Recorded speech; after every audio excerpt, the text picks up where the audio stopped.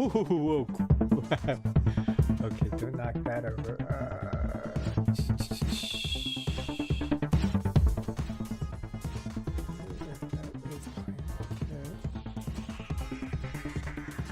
What's up? I'm Hypesy. I play games, make games, and everything in between. And today we are going to be adding a couple more obstacles to my Cyberpunk Wall Rush.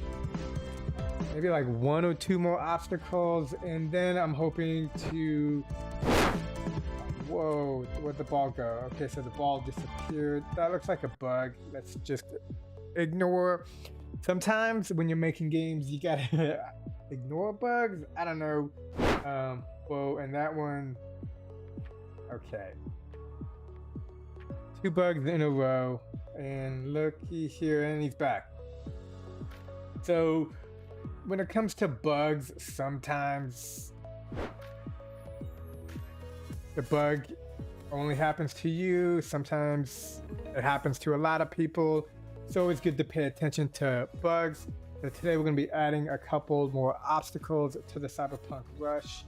And then we are going to make level 2 of Flippy Rider, or Flippy Rider 2, I should call it. Which is a game I made, I think for like a remix challenge. This is a really cool new feature, and it basically just shows the gameplay of, I don't know if it just shows anybody's gameplay or your gameplay, but right now we're watching a previous gameplay of mine. It would be cool if they showed the like top player, like whoever has the highest score on the leaderboard. But that score you saw was like 23 seconds.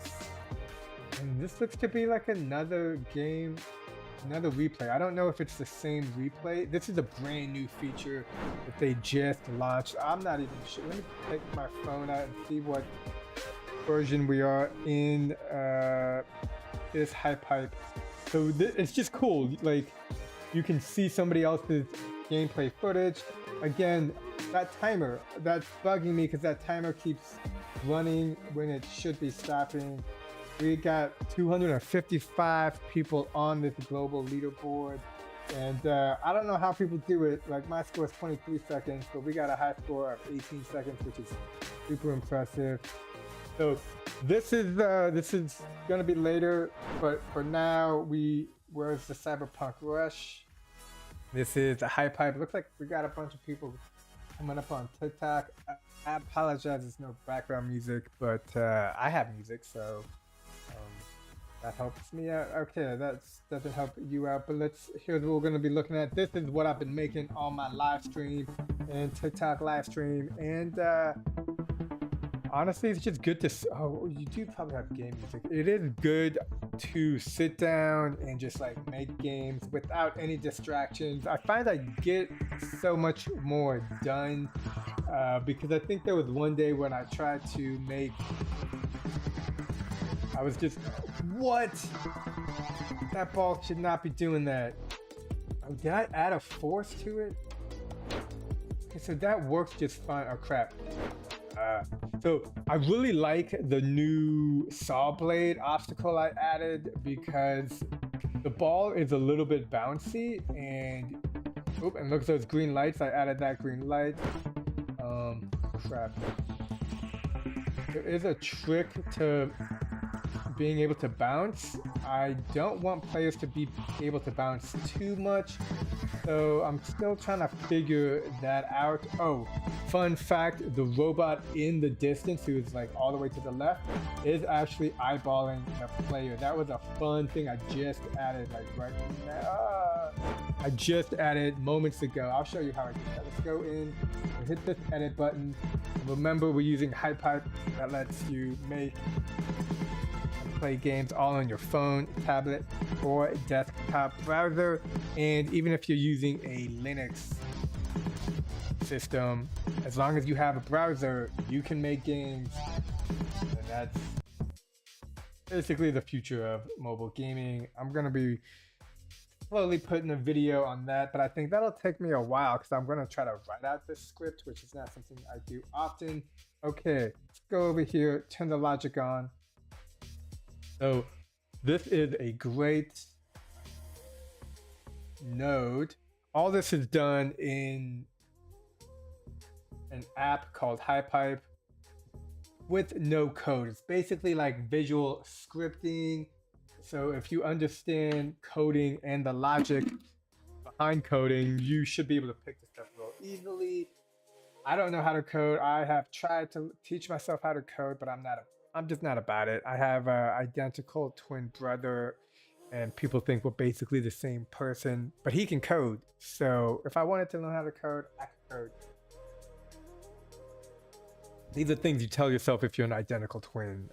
So if your twin has something that you wish you had, let's say a six-pack, it could happen. You just got to work at it.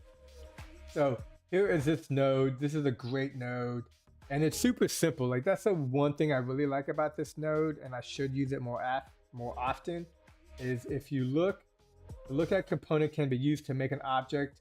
The rotating target always faces toward another object. So basically, this is set up. You see its head, and it knows to look at this ball. So when I'm playing, and I gotta fix this. So it's not like, I can't look at both things at once. So his head should be following the ball. And this should make the ball bounce higher, I think. Okay. And so this is something I gotta fix in this game, because you could just get a high score by staying on the edge. And that's why it's always important to play test your game. Where is the ramp? Did I break it? I don't... I hope I didn't break it. I try not to save stuff. Okay, so here is the ramp. And this, I added a fourth node because I want it to be, if the player touches the ramp, there's more of a jump in the ball. But what happened was it's no longer showing up. So let me go ahead and delete that fourth. Nope. Okay, let's undo. Gotta love the undo button, because I make so many mistakes all the time. Thanks, Mr. Robot. Oh, okay, this is a vector transform, so we go into the ramp. This has the force node, and let's follow. Here is the spawner node, and this goes all the way to, we have an interval and a switch. Basically, this thing goes off every 0.3 seconds. And it activates this randomizer switch node. I've tried to label this as much as possible so that anyone can go into this game and remake it their own way, because that's what you can do in HiPipe. You don't have to make a game from scratch. You can go in and continue where somebody left off. I do recommend doing both, because learning, if you're doing it right, is a struggle, because you're trying to teach yourself how to do something you've never done before, and it takes time. Like all great things, it takes time. So the interval activates the random, and this goes to this spawner, which is currently weighed. We have a probability distribution, and I'm going to make this one 10.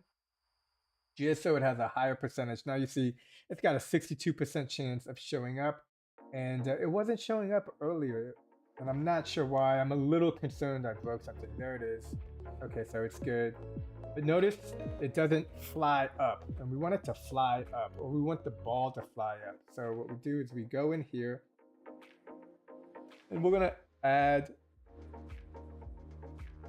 force node. Okay, so, and when you select the force node, or you select the ramp, you can see that there is an arrow inside. Let's go inside, and it's pointing up. Thanks, Apex. Appreciate the like. What's up? Just making games. Trying to help explain along the way. Let me know if that's annoying. Oh, yeah. Oh, thank you, man. I just, you know me. I just try to make games, play games all day, every day. And I do find I am slower at making games when I talk, but I'm here to help. I hope I'm helping others who also want to make games. you know, that would be great. And if, you know, entertainment's cool too. Okay, force node is set to 5 and collision. So here we have collision, green group. The player is a green object, so you can select object. You're very nice to help other people. Thank you. I honestly believe that I am helping myself. Wait, no, by helping other people, I am helping myself. That's what I meant to say. Yeah, because I've only been using HypeHype for less than a year, and when I have to speak out loud all the things that I'm doing, it's an extra way to reinforce everything when I learn, because learning is not as easy. Learning is not easy, at least for me. But I think when you're trying to learn something you're passionate about, something you care about, you'll do the extra due diligence. And yeah, so the all object is green. Let's get rid of that light gray. And the collision in this object is set to green. So we go on collision, trigger the force. Now this is cool, and I didn't know this at first when I started using HypeHype, but you can do at target. So what that means is whatever object that has a green object touches this ramp, it will have a force of 5. Now I actually think that force is too high, but we want to see it working before we make adjustments. Okay, so it's working, that's great. And that's one thing I do in game dev too, is I mix up, or whenever I'm testing something, I use like big numbers so I can see it's having an impact. Because sometimes you can do exactly what you want to do, but the number that you're using is so small, you don't know you're actually making that what you're doing is working. Okay, that's still pretty high. I like it, but I think it's just, let's try 1.5. And yeah.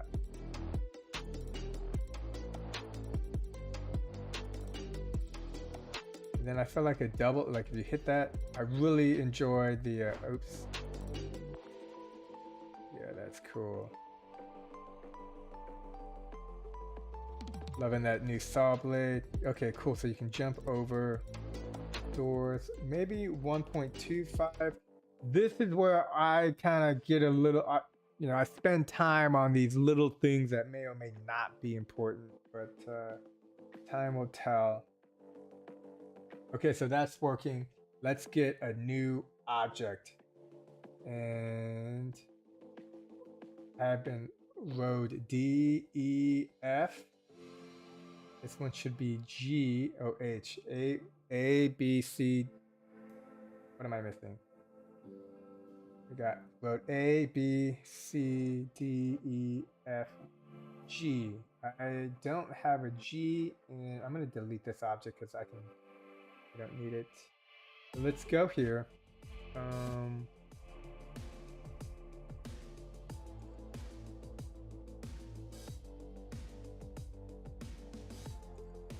right, I'm gonna select road A because there's nothing going on in road A. No. So there's nothing going on in road A. Road B, this object randomly spawns.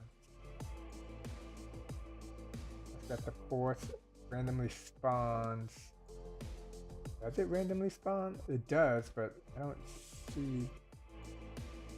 see the logic that causes it to spawn randomly, which is kind of, oh, here it is, the vector transform. Okay, so the vector transform is on the outside with the random node having different variables. Okay, so I'm just gonna go ahead, select the container, and this is a reusable container.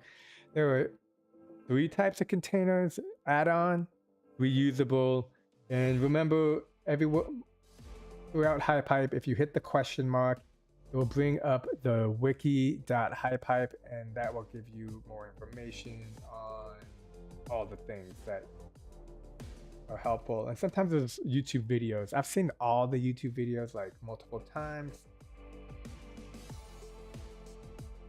Definitely check out the YouTube page. And there is a live stream tomorrow by Shogun. iPipe has weekly live streams where they go over all the new features. This app is kind of in beta testing, early access. So it's fun to play with it before it goes public to the world. So grab the container. I'm going to hit the duplicate button down here.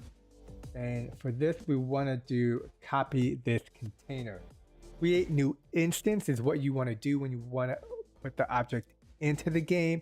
But we're going to copy this object and create a new obstacle that will be spawned over and over again. So we want copy this container.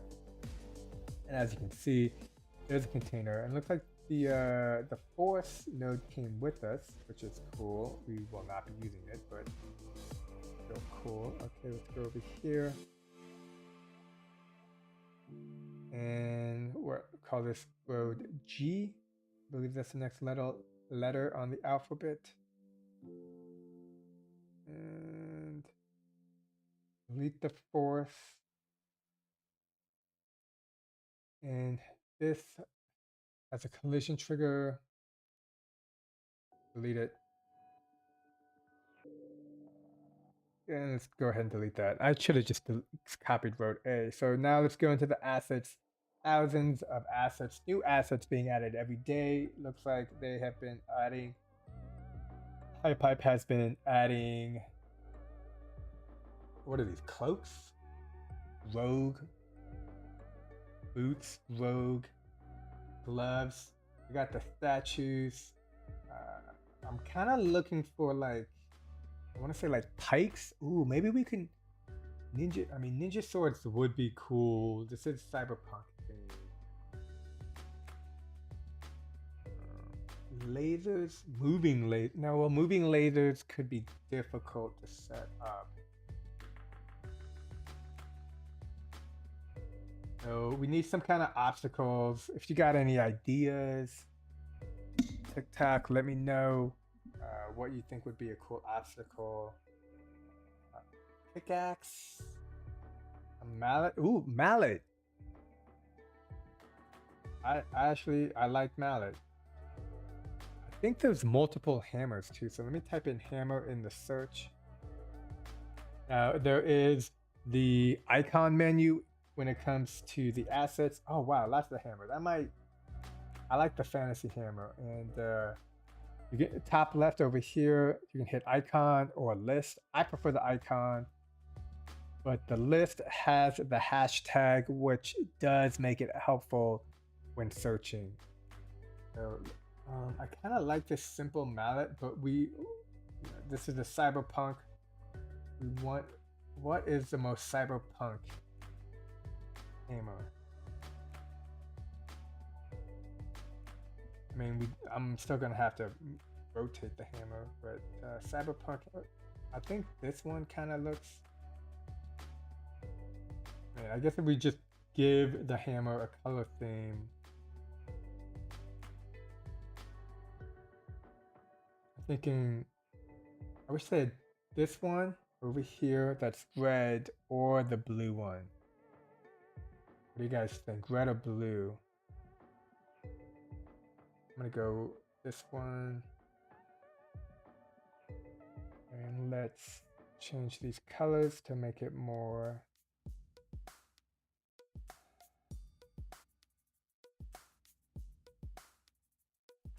Okay. Now we got to put that in the container. Okay, so now it's in there.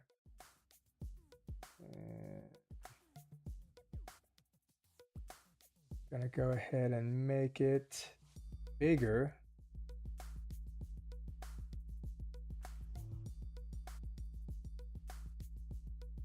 And let's see what is the X. The Y value of 0. Is -3.5. And let's go ahead. Okay, so this will be an unmovable object, kinematic,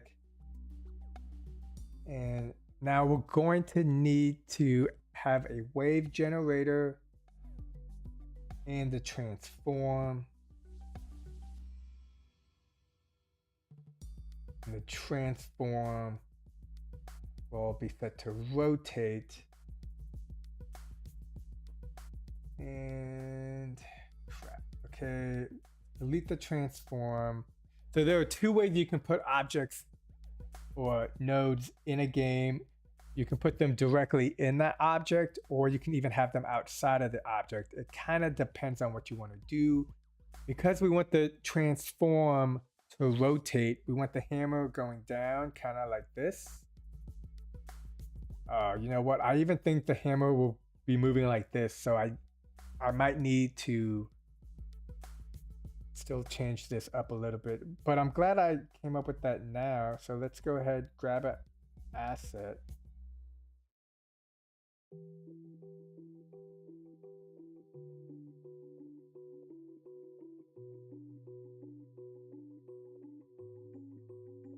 And then I'm gonna make this green because I like all my invisible assets that you can't see in the game, but help utilize something, be green, so that it's all consistent. So let's put this into the container, and now we're gonna move this down. Actually, it should probably be like this.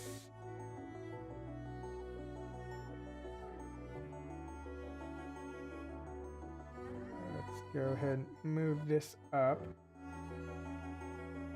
And I guess what I'm curious on is if the hammer goes down, where does it land?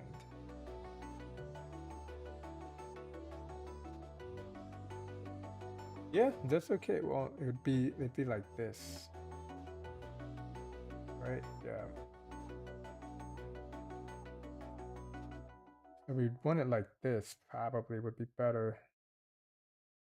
And I wonder if there's a cool, there's a sci-fi piece we can use instead of just a invisible square.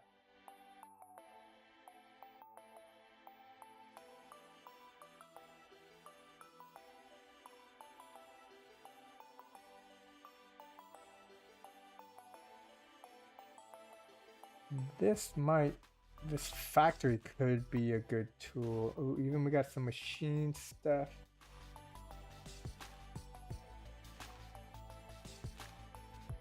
You like that generator. Let's see the generator.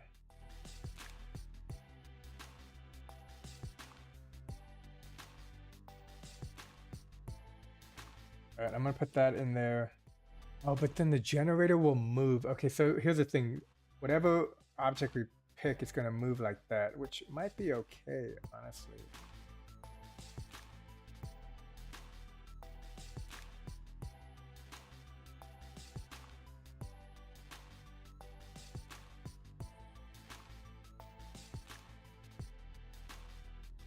Oh, actually I can make the image static. Be unmovable, and by leaving it static, it means that it still moves, but it doesn't look like it's moving. So let's go ahead and delete this. I think this could be a little bit smaller.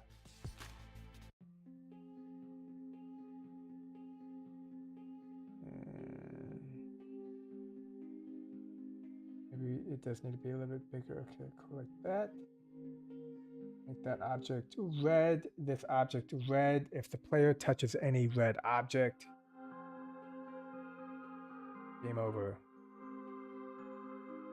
Okay, so let's go ahead and move this guy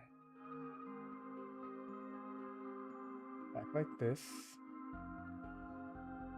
Maybe, yeah, that looks good, that looks good. Negative 3.85. I like making sure these all line up. A little little OCD about that. Okay, cool. So next we're gonna have this hammer and it's gonna be glued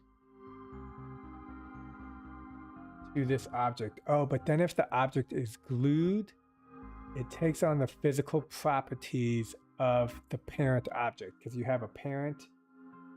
Yeah, what's up, Casual Games? Thanks for the like. So you have a parent and then you have the child. And so this, it's got to be kinematic. Okay. Get the wave generator. And we cannot put the transform inside the object. It has to be outside. So let's get the transform. Put it out over here. And it's going to take a couple of tries because my ability to get everything to work perfectly on the first try is still in the beginning phase. Okay, so the blue transform is now connected to the generator object. The generator object, we're going to loop it. Let's have duration 1, duration out also be 1. And output value into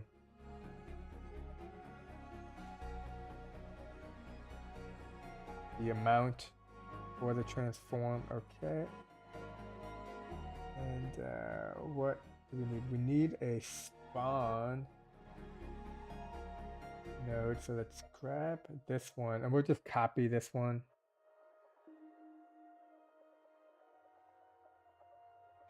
So right now, its object to spawn is currently set to road H. So let's delete that and we'll set it to road G. And zoom out over here, the randomizer, edit. Have this one be 1, then we'll add one more and let's make this one N. And we'll set that one to road.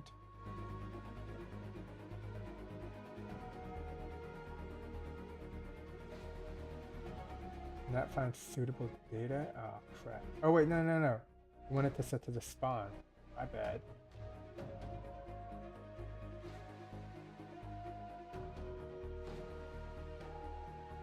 Spawn. Execute.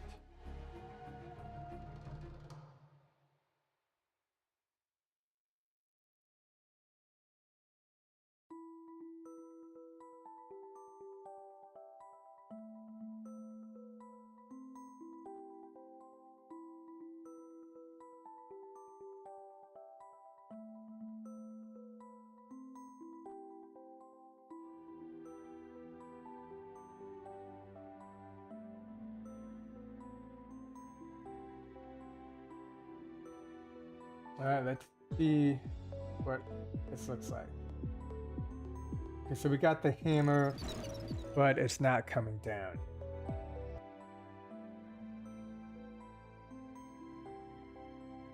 So let's go into the wave generator.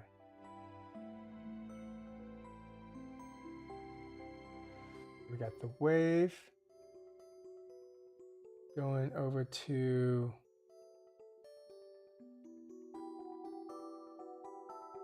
transform. Oh, and this should be on. I think. Okay, let's try this.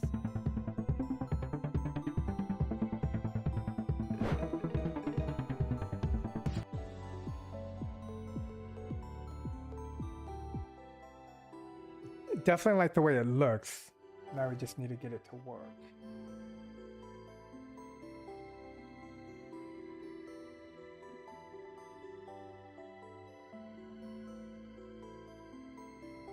Oh, look. There is the, okay, so here. So notice the white line, that is, you want it to be like this. There we go. You see, so this signifies how it should be rotating. I don't see it moving, so that's kind of a bummer. Oh wait, maybe it is moving, we just can't see it.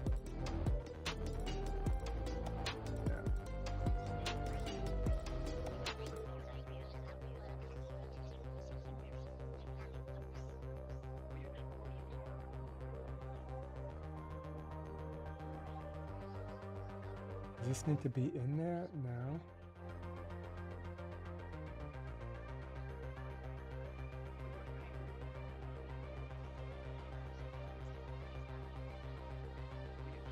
Execute spawn row G. Spawn at in the middle of the map.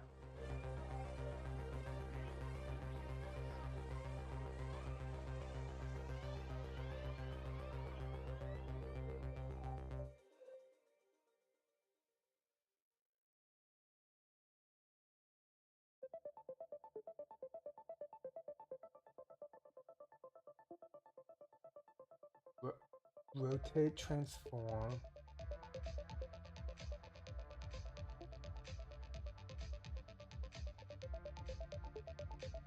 Maybe the direction forward icon.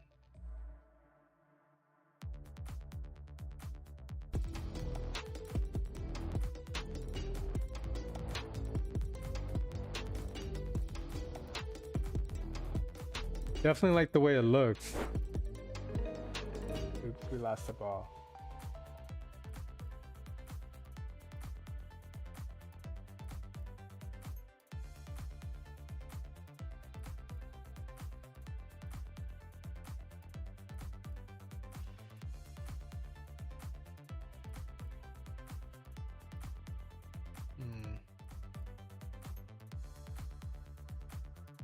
All right. We do have another game that has a similar mechanic. So let's go ahead, exit out. I'm gonna save it.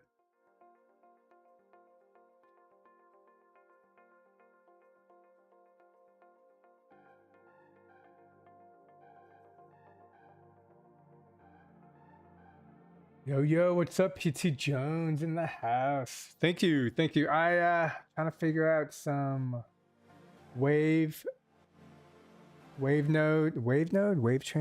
node, and wave and transform node to create something.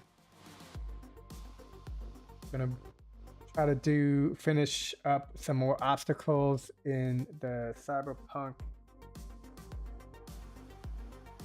Ooh, that looked good. Cyberpunk Ball Rush, and then I wanna make a new flippy car race game. Let's see what we got going on here. Okay, so that's how it should be set up. I got this mechanic from the Rabbit Race. Yeah. And okay, so it looks like I say this all the time, so I'll say it again, but I love moving around in 3D. Like this, with the ability to like, it's a dream, man. Like this kind of technology did not exist 13 months ago. I know, because I was looking, or actually maybe it did and I didn't know about it, but 14 months ago, this technology did not exist. Okay, so the axis is facing towards the player. So here's what this looks like. Wait, did he just walk through that? No. Ah, what?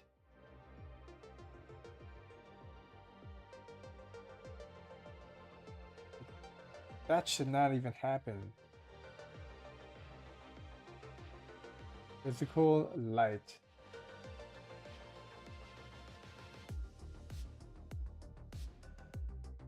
Wait, did this object not have physical? What happened?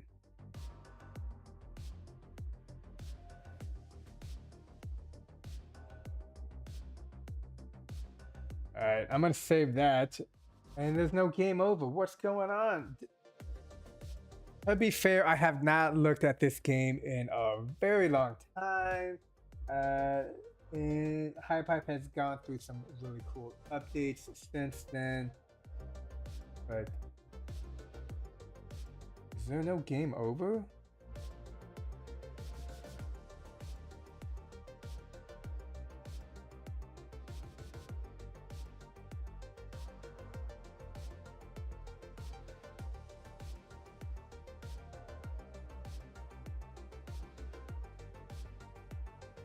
This was one of my very first games.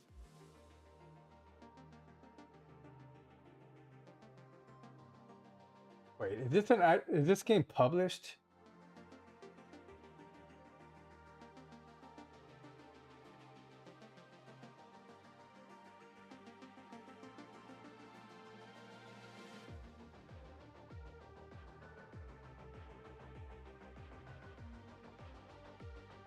Okay, this is not the original game. This is the test, I think. Yeah, this is a draft. Okay. We have Hypes unlisted.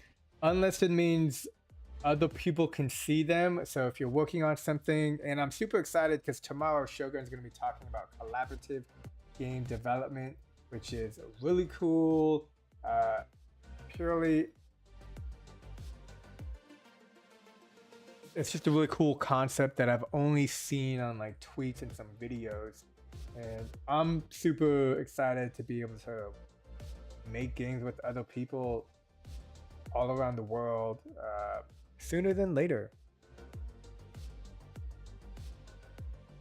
And as far as I'm concerned, everyone else can get credit.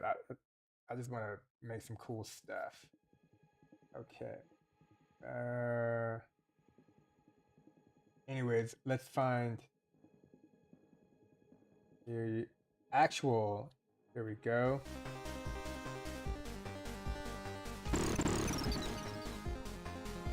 And it's working.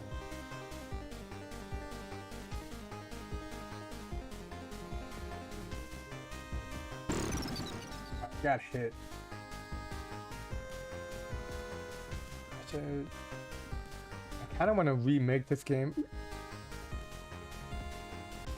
and have a. This one was super fun. That's a cool. It's like a hinge joint.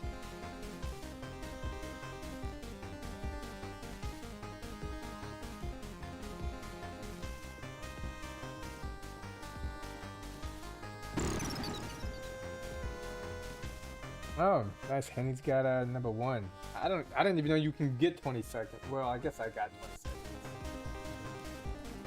Okay, let's hit edit and logic on. Okay, let's see what we got going on here. Okay, so the values. Notice the values. Yeah, I'm curious.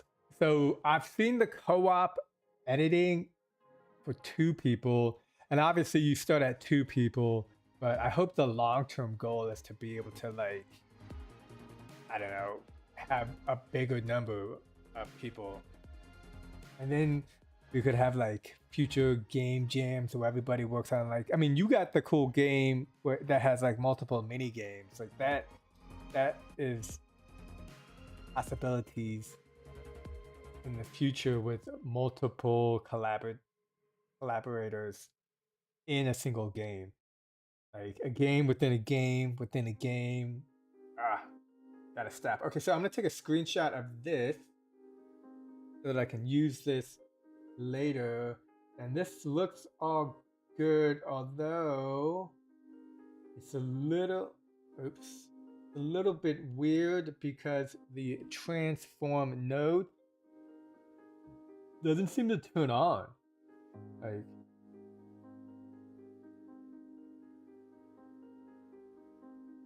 maybe it doesn't need to turn on. I don't know.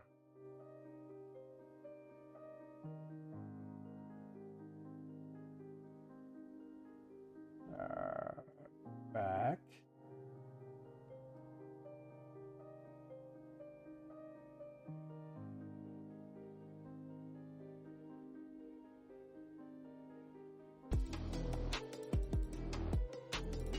edit. And gotta enjoy the iPad. Oops, nope. Go back over here.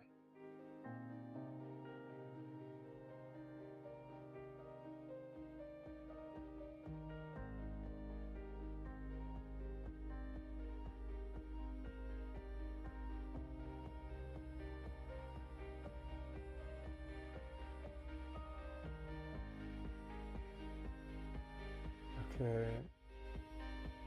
Start value and then logic on. That creeps me out, man. Like when the logic's not on automatically, I just think I've lost everything. And like I didn't.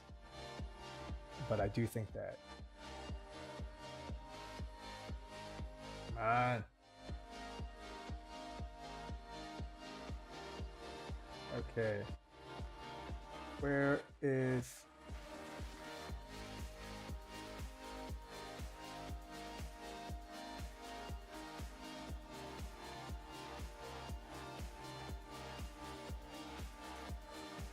So I'm looking for the wave generator object, like,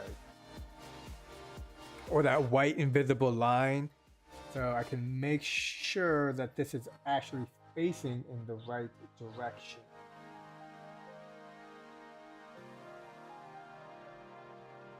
And I swore, oh wait, no, it's this one, I think. Yeah, it's this one. Okay, so here,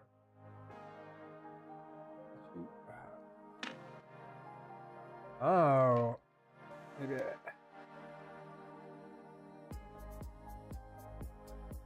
I gotcha. Check out that net. Okay, these are super dirty.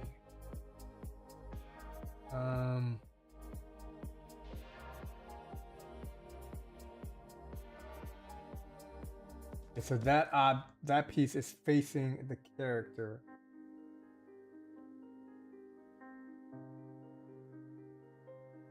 And this is kind of set up.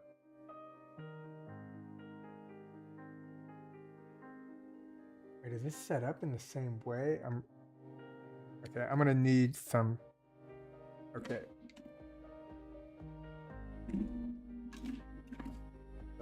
This is the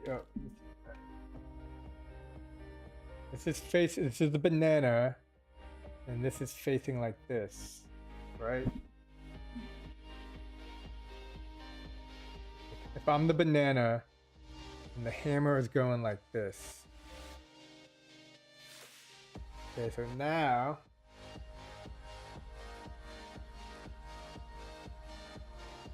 yeah, okay, no. They're just kind of opposites, and sometimes, you know, I don't know if I'm just looking at it incorrectly or what, but that should be good. And then this is a kinematic object. This is turned on.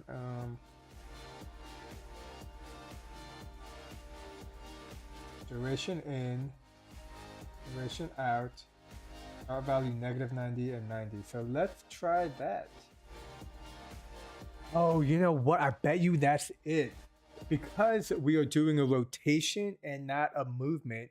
Like a movement of like 5 to 10, like that makes sense. But a movement of a rotation, you got to be thinking in rotation angles like 45 degrees, 60 degrees, 90 degrees. And not in terms of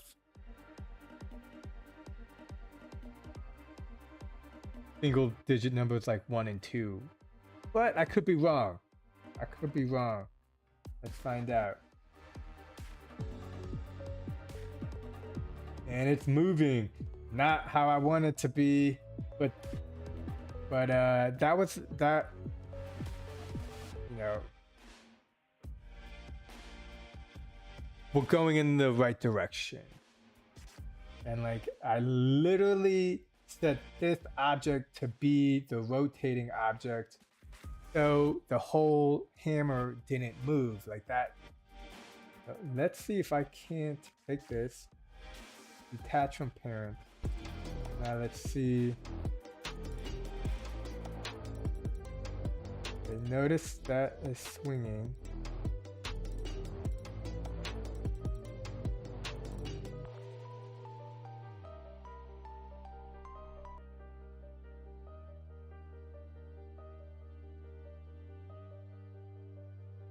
Move it up. Maybe we need to move it up. I have no idea. And then let's go ahead and so now the bottom piece is still the parent.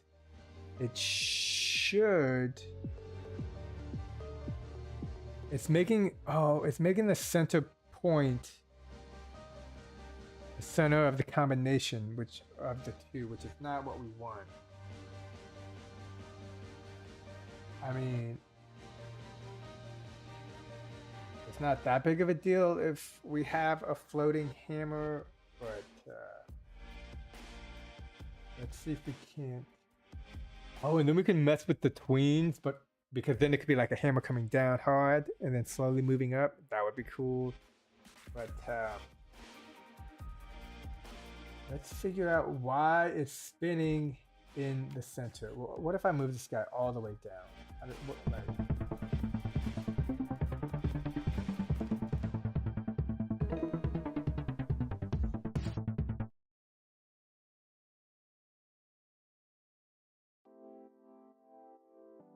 Let's do start value of 0. Let's see what that looks like.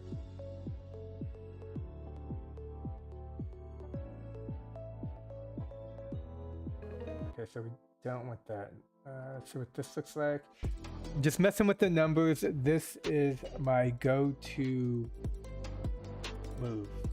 You know, to just keep at it. Realize that in the long term, I'll be able to understand how things work. Right now, I gotta get there.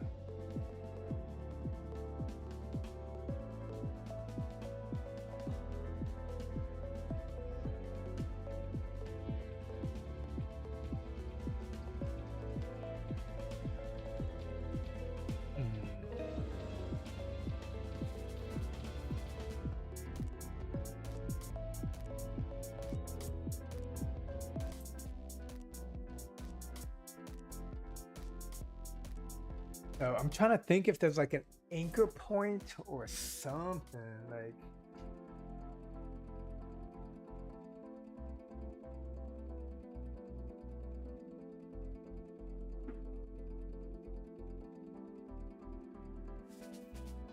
So in our banana example,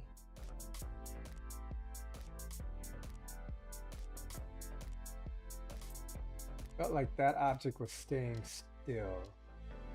And I'm gonna save it and go back to the example that we had working properly, because yeah, that was working.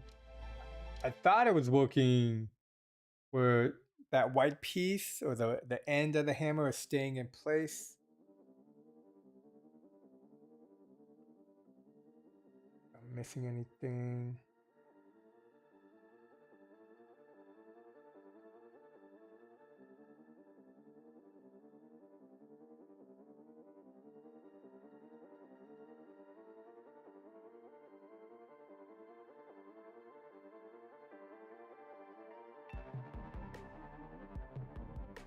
Ooh, this might be cool. So by changing that duration to 0.5.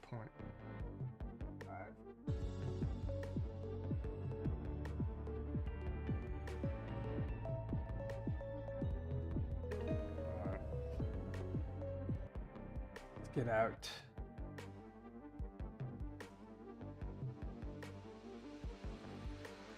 Edit. We have this thing moving. This is grouped up. Ungroup it. No, okay, let's go ahead, undo. Okay, so now they're not grouped. Let's do undo again. So now they're grouped. Hold on, okay, so even here, so notice, okay, so I was mistaken. I thought here, the top The end of the hammer was staying still, but here we can clearly see it's not doing that.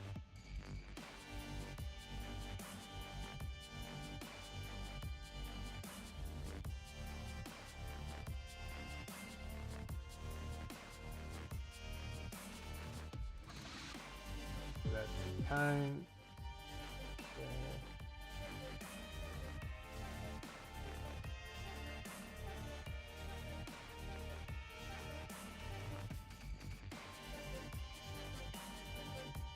I mean, if the hammer's just going to be floating in the air, then I don't need that second piece. The second piece was there, so it looked good. Like, so it didn't look like it was moving. So it had a base.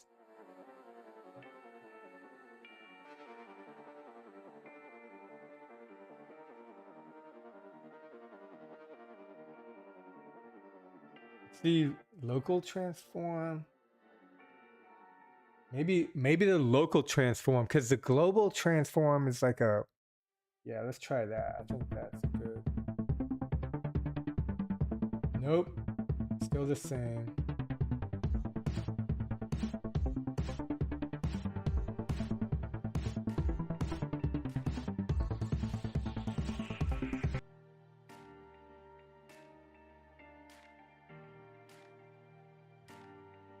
So if we change it,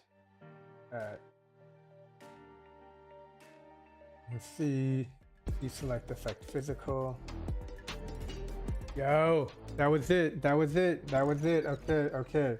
So it was the effect physical button. When you have the effect physical button on, it must take in the total size of the object and its children and finds like a middle anchor point or something.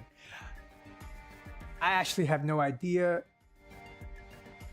but I do know by turning the effect physical off, we get the effect that we want, and that's good enough for me. Let's see if you can.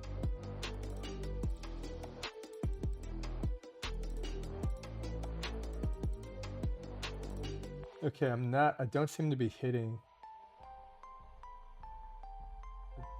It's not.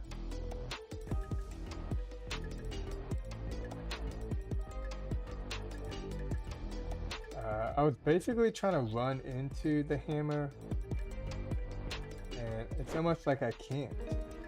Oh, there, I just did.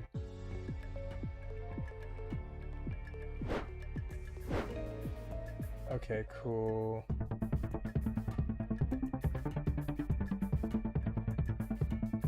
I mean, it looks like I'm going through the hammer.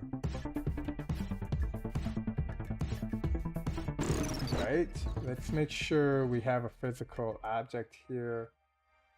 Unmovable physics default. This object has shared physics with this dude, which is kinematic.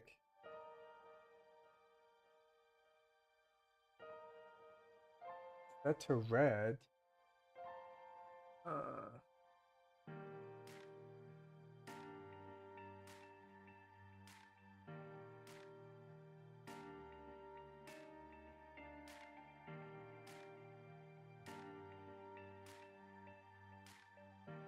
Let me.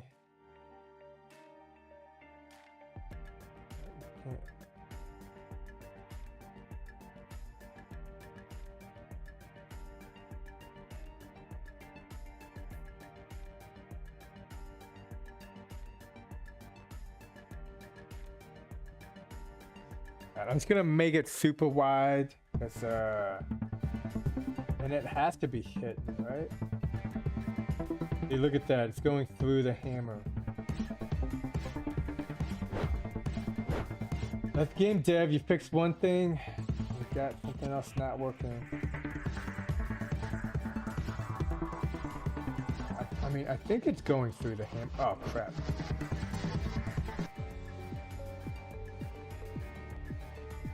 Oh snap, really?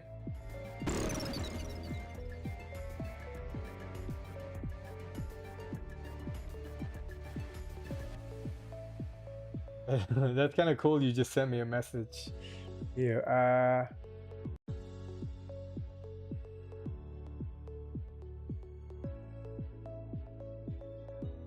Oh, hey.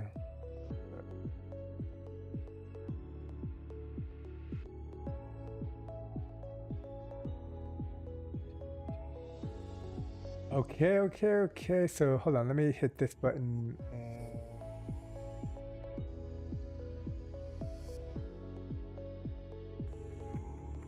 Oh, man, I'm just now seeing these chats.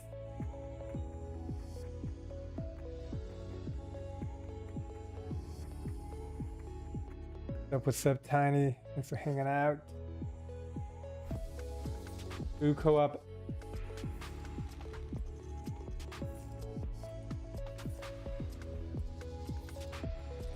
Wait, hold on. Now I got an echo volume somewhere going on.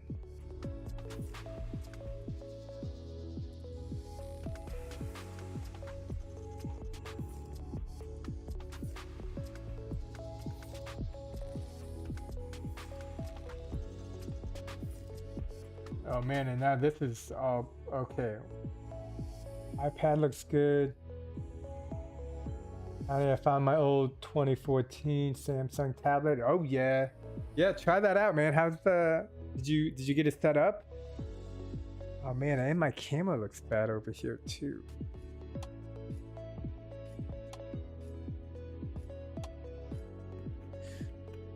True co-op editor definitely helps with big projects. In my case, creating a main hub area plus 4 players mini game, all interconnected, is starting to become a bit too troublesome for a single dev.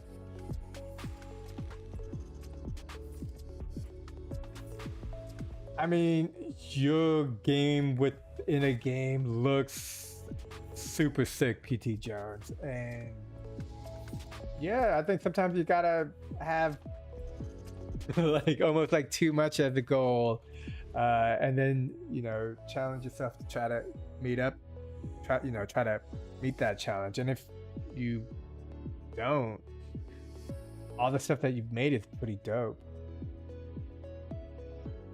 I got HiPipe on the tablet, but I don't know if it's going to run or not because it's on Android 4.4.4. Oh. What version is Android on now? I'm trying to think.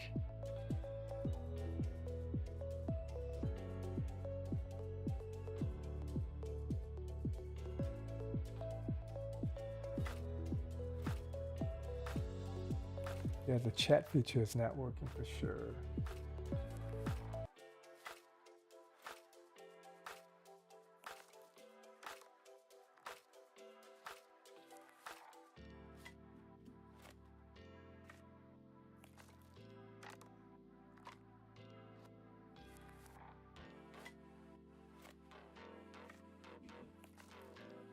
I know some games can get sluggish, but I mean, wait. As long as you have access to an internet browser, it shouldn't really be an issue. Keep in mind that some large games might get a bit sluggish, though. Oh yeah, and on this Cyberpunk ball game, I got a trash collector type of thing, so that's cool. I know some games can get sluggish, but I mean, it's like for the app to run on my tablet, I'll have to install a new OS on the tablet.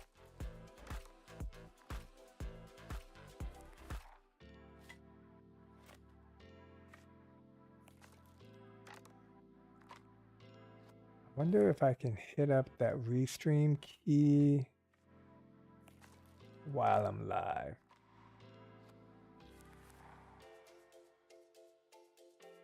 The restream chat.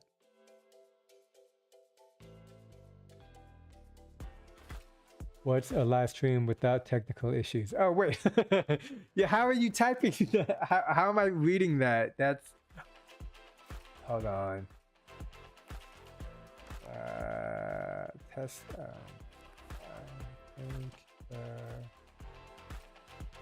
chat reset the feature work. It's very confusing for me because I'm reading something that I'm like, was that there 20 minutes ago? Okay. And did I think, yeah, okay, cool. um, yeah, nah, I don't often watch these restreams, and I've been trying to go in and edit the restreams. Just, basically cut out the, let's say, some chatting and just focus on the game development, because that's usually my focus. And it's been interesting. I've only watched one or two of my restreams, and it's nice because I can do things and pay attention to the audio mic and stuff, and the background music. Like, I have the background music go down whenever I'm speaking. But before I started to watch one of my restreams, these things never occurred to me, and it's kind of hilarious because I've done multiple live streams, even before Hype. Just, I'm just trying to be adept to technology and stuff, even though I'm not as, some people are just amazing at it, and I just try to pay attention. But it's cool because I can see places where I can do improvements.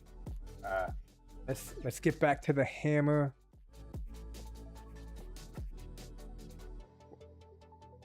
Oh, and that's another thing I'm never too sure when it comes to certain objects, and I wish HiPipe had more clarity, which would be the collision area for objects. So it could be that the collision area for this hammer doesn't really exist, and it's more of a visual object, but there's no way to really know. Yeah, no, I appreciate you telling me on the chat via iPipe's new social hub, because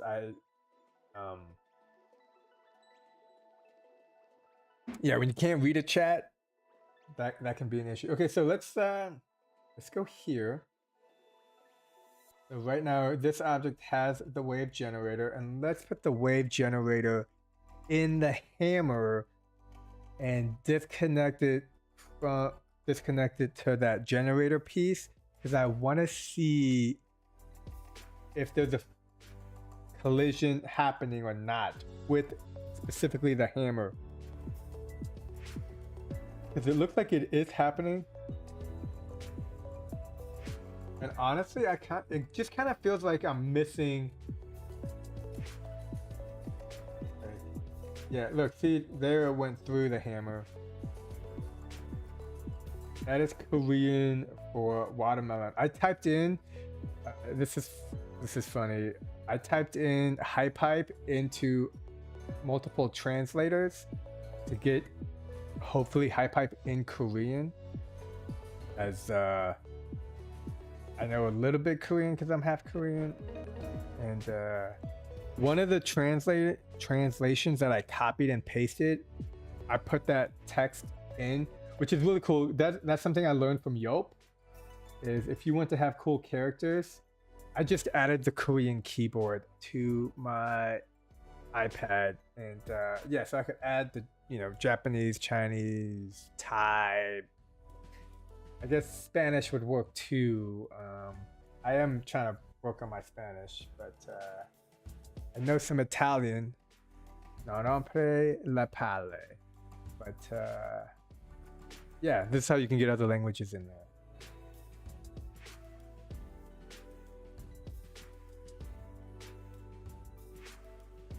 Yeah, specifically, I mean, I guess for all objects, I've seen the collision editor be an issue when it comes to trees.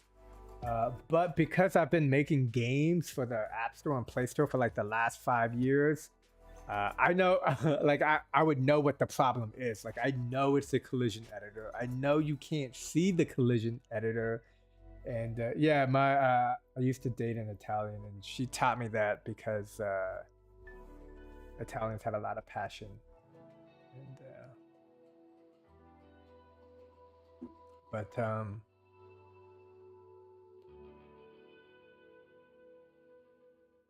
yeah, the collision, like, it's good when you know that objects have a collision editor, whether or not you see them.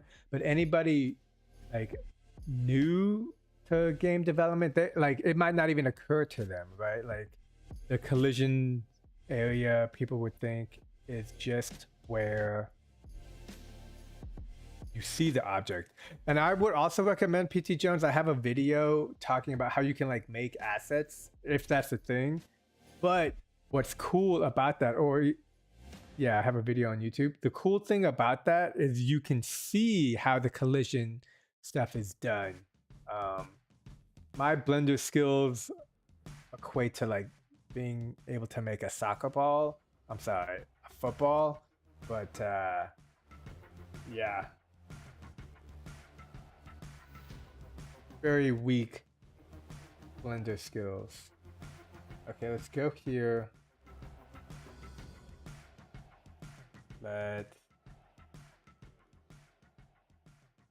Here, select attach from parent.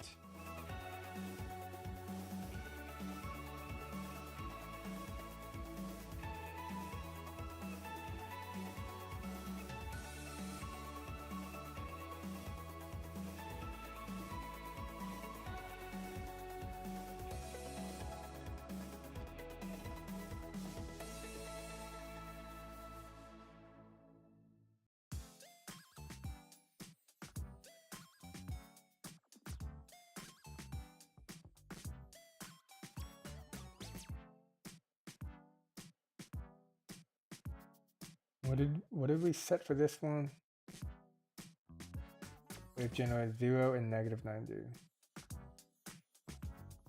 -90, not 90. Loop.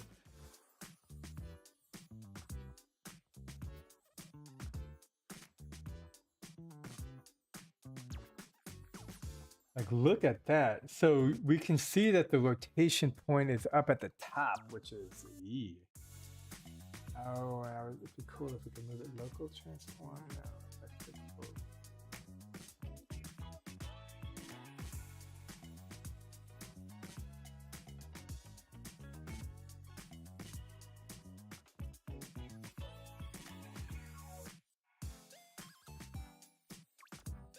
Delete this. And here, value output. Amount. See what this looks like. I bet it looks weird. And the object is missing. It's disappeared.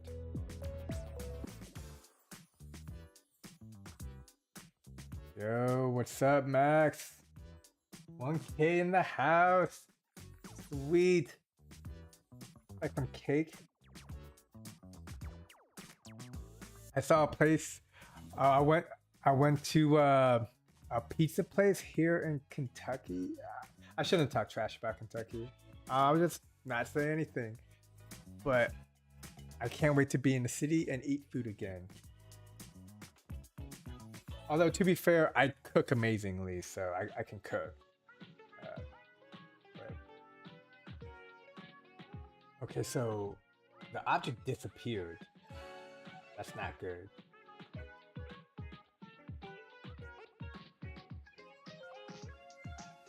Felt like I was kind of close, and now sometimes game development is 1 step forward, 2 steps back.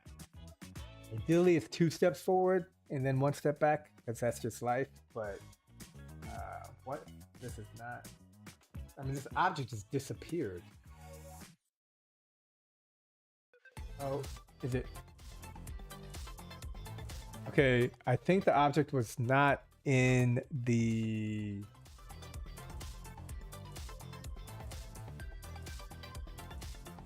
reusable container.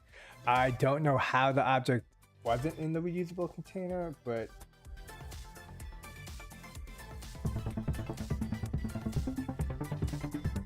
No, it's not. What? Where did it go? Okay, I gotta change this song. That song is bugging me. Background music here, and then.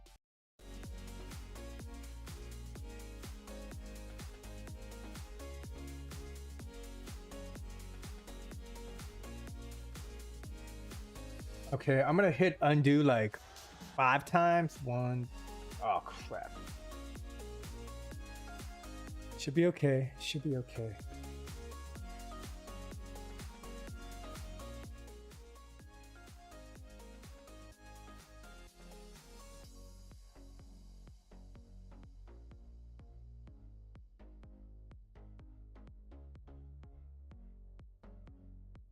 Yo, what's up?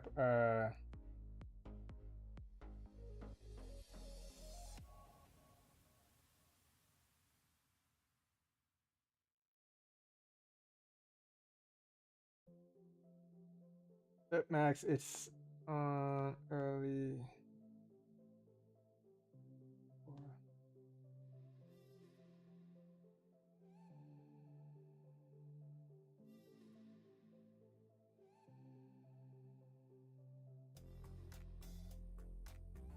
That's not how you spell.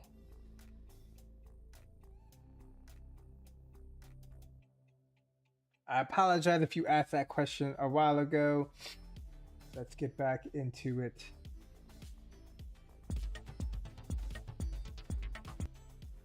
Oh no, but then we can't.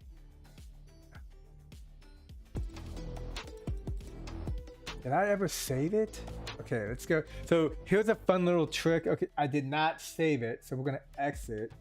Okay, and then we're gonna go to the draft, select it. If I had saved it anytime the hammer was working, hopefully we see it.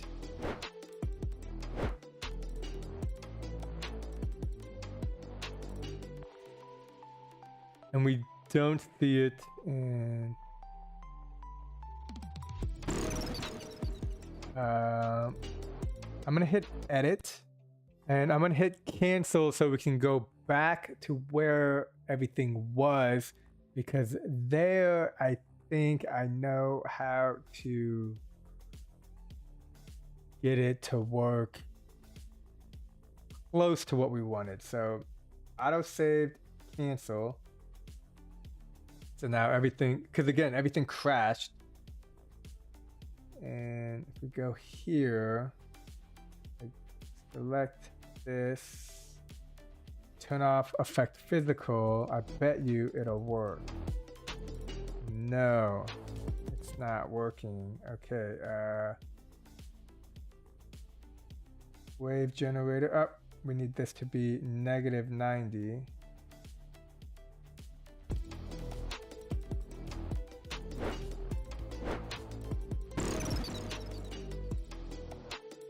Oh yeah, and so it works, but it's not registering. Okay, you know what? I'm gonna nip this one in the bud. I don't even know what the saying is. PT Jones, couldn't imagine Hype without the autosave feature. Dude, I have used like multiple game engines before, and I look at like some of the other game engines that I've used before, like learning how to drive a manual on like an old car vehicle that it doesn't work that great, because it's like you learn the ropes through something that is super difficult and you have to get really good at it. And then when you go to like, I don't know, a brand new manual car vehicle, those usually, it's just so smooth. And learning to make games with other game engines that their saving feature, I don't know, made you wanna just lose a lot of steam, just made you super mad. Like the saving feature here is just is legit. Is legit. I mean, it's not perfect, but I've seen horrible, and it's like it's great. And then you can learn how to do workarounds like I just did. But again, we're gonna take a break on here. Make all this. And I wanted road A, is this one. Road A here, 1, 2, 3, 4. It's the fourth one from the top, 1, 2, 3, 4. I want that to be an even lower percentile, and then okay, that's weird. Okay, so let's not do that.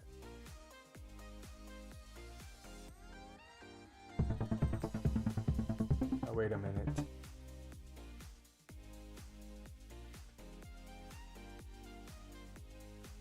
Edit, and then remove that. There we go.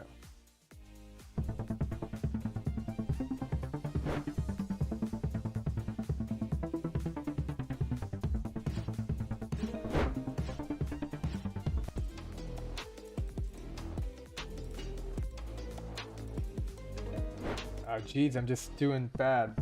I think I'm gonna publish this game right now. There's still a couple of things I would like to fix on it.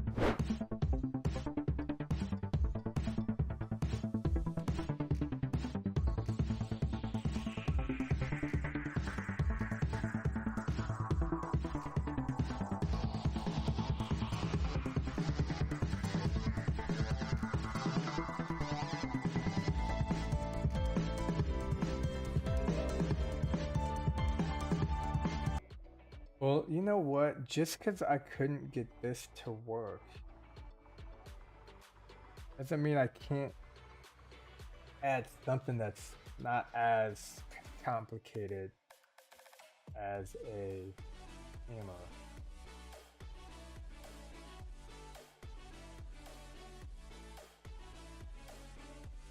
Let's go to road A, and I still want to work on another game.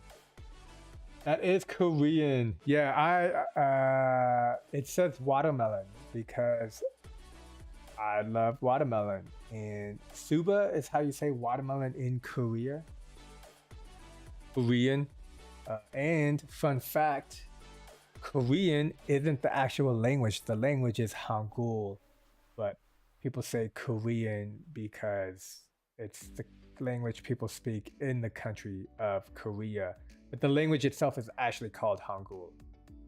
And that's because something like the Han Dynasty was the dynasty that established Korea.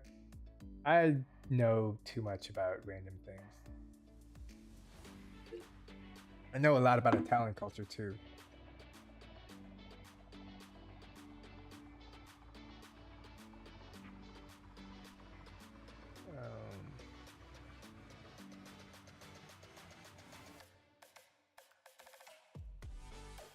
But I wanted to add some objects. First, let's just, I'm gonna keep that there. I'm gonna go here. I'm gonna duplicate, copy this container.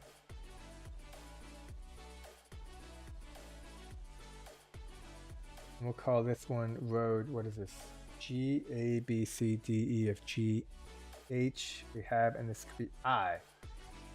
Let's make this I. Fun fact, I mean, you're in Italy. I don't know if you've heard of the Byzantine Empire. And again, I don't know if this is true because I just remember it from school, but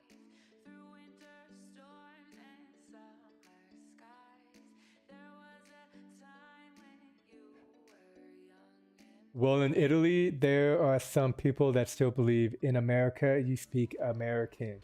I mean, I have been through the TSA before, and like in Kentucky, and like, look at me. I don't look like a basic American dude, or maybe I do. I have no idea.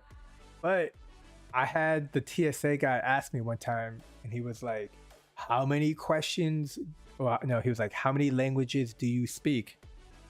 And the problem for me is when I get questioned by authority, which happens pretty often, I think because I have a long beard and like a darker skin. You can't tell, but I have like lights on me. There's always I get questioned by authority, and luckily, as an American, I know how to give out all the good answers. So it's like I'm not a suspicious person, and yeah, I felt bad because I realized after the fact the TSA guy was just trying to be friendly. But when I go through security, I have no ID, especially when you're in the middle of the country.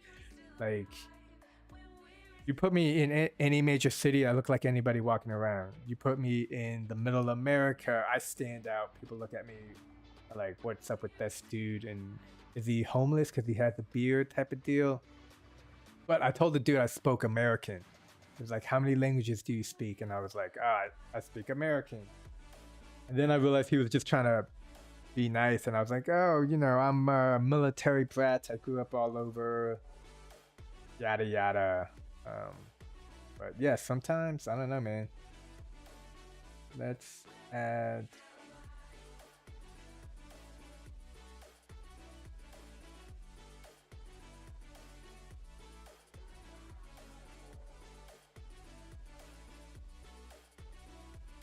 Ooh, I know what we could do.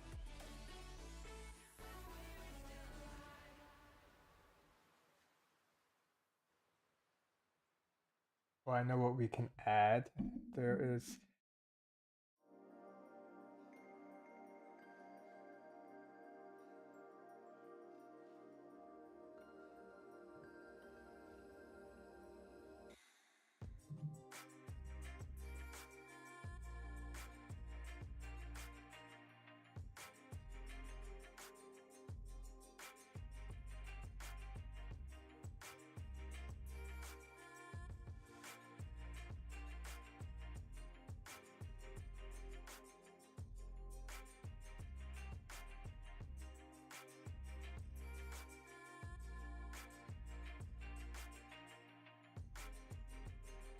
I want a wire, but I want a circle wire. Oh wait, they're called twists.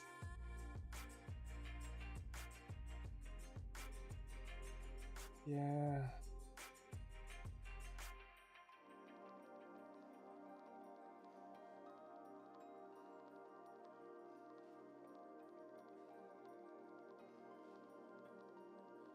Oh no, I actually don't speak any uh other languages. I am currently working on some. I shouldn't say I don't speak any languages. I can say the bare bones basic, a lot of different languages, and I try to enunciate it like in that language. So if somebody was asking me if I spoke German, I would be like, ich verstehe kein Deutsch. But expectancy Deutsch, my German sounds German. So it's very confusing. I like to confuse people because I'm already confused, so at least they're confused, so everybody can be confused. But I think that's my my goal. Yeah, like, and yeah. So basically, whatever the language is, wherever I learn, I just learn the basic phrases, and yeah, and then that lasts in my brain usually a couple months until I leave. But Spanish is one I'm trying to get better at. Because I want to live in South America more. And Spanish is probably like the second most common language. At least, well, I mean, I guess technically, like Chinese is up there, but I'm not learning Chinese. I would rather learn Korean. Yeah, but Spanish, like, yeah. I'm able to get by in most places, and I do get by. But recently, I've only traveled to places where I can speak English no problem. So like Germany, I grew up in Germany. Like Berlin, you could only speak English. Vienna, you could only speak English. I've lived in Budapest. You could only speak English. A lot, Prague, you can like a lot of places you can speak just English and be fine. But South America, if you speak like you can speak English and be okay, but if you speak Spanish, I mean, it just goes a long way. I feel like it goes further.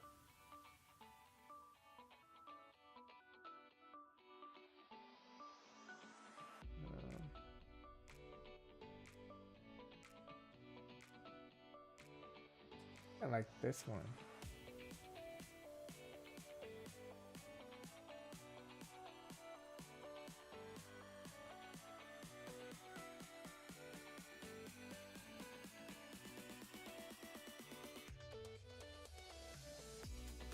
Oh, it's the whole thing.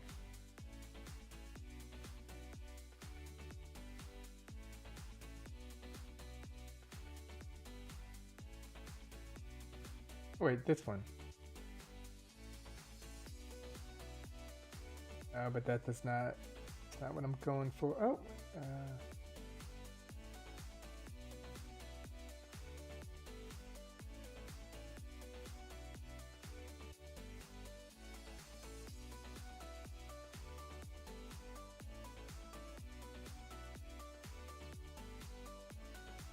And I guess we can pick one of these other wire shapes.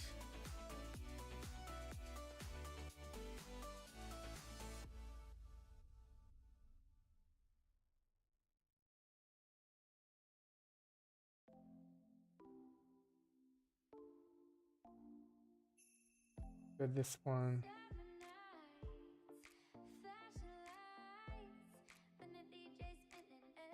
And we'll put that in here, and then we'll also add a little ramp.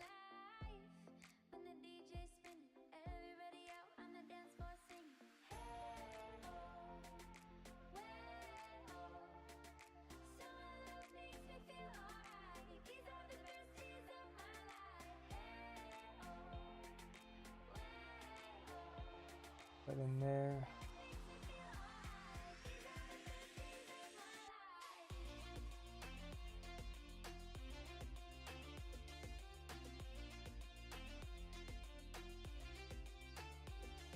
Actually, I like this one.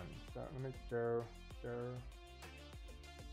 duplicate, and then we can move that over here.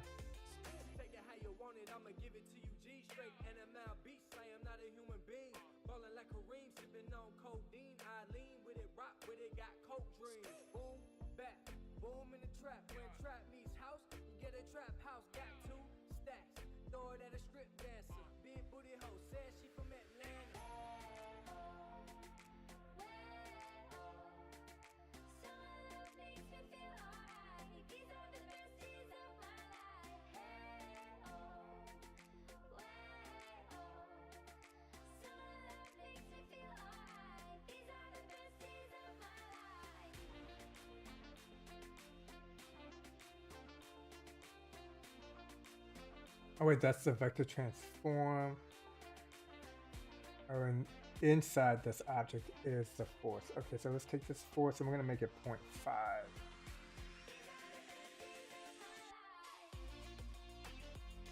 And I want it so the ball has to go through this object and this will be moving back and forth.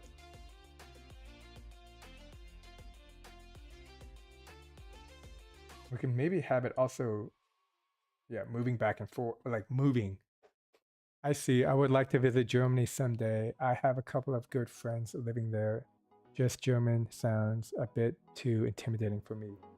There is, I mean, German definitely sounds intimidating. Fact, interesting. I was living in Vienna and they speak German, but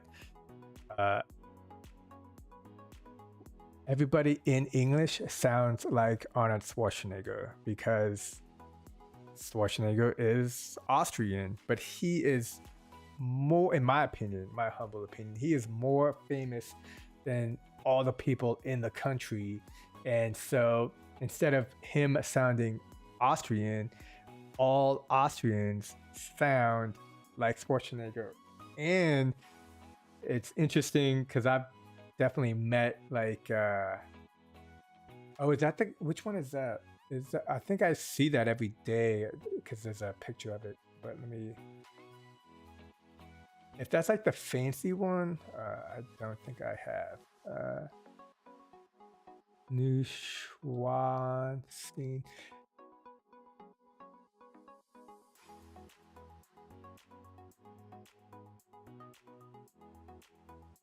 Yeah, there's actually a picture of that I see every day above a fireplace down here. Yeah, that looks like a cool castle, man. I would like, I can't remember where, but there's a group of German people. And I don't know if it's like Belgium, German, or like the people in the north, but I've heard it where people speak German and it sounds pleasant, but there's like a certain region somewhere where the people that speak German, it's with a soft way of speaking. It's really cool because I would not have believed it if I didn't hear it myself. But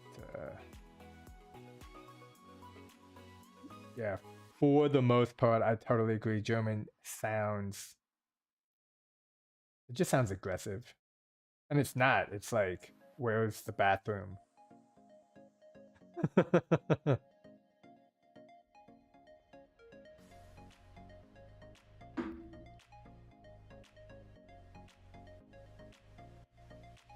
Yeah, no, I mean, as a person, he seems like he was the governor for California for a while too. I think when I was living there, I can't remember. Okay, so we're gonna have this object move back and forth.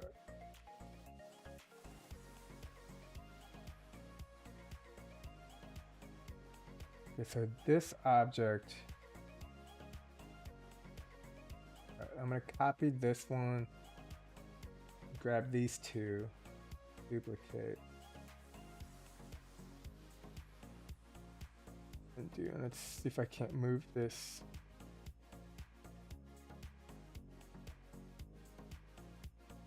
And let's, object has nope. Did I save it? Okay, I gotta at least get started on how we doing on time. Oh man, this is weird because the mouse is here.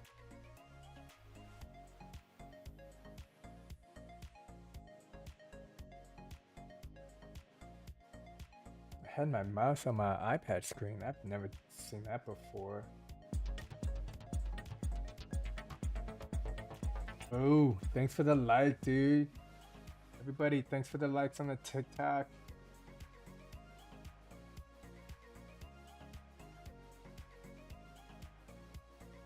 Okay, where were we? Okay. Look at that. Everything is just where it was. Okay, so we're going to put this inside there. Sweet. And then we put these. Nope, they're already in, I guess. So this object, we want it to be a new object. And we just want this object to be moving back and forth. So it's, I don't see there.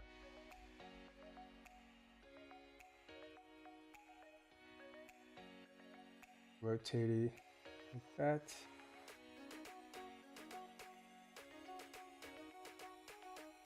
Delete that one.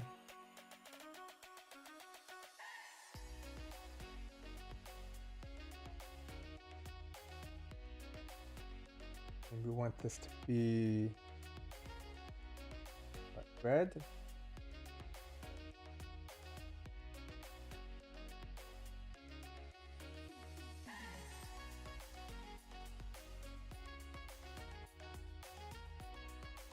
Okay, it should be X at 0. Oh, nope, that's, nope, no, no, no, undo.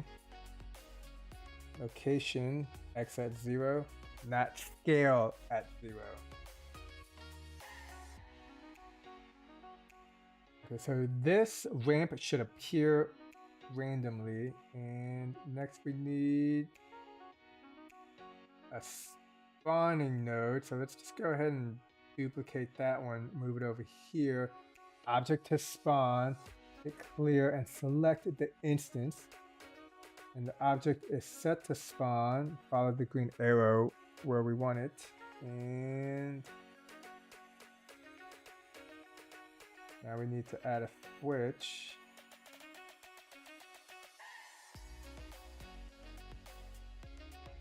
I think we can use this last one. I think that one used to be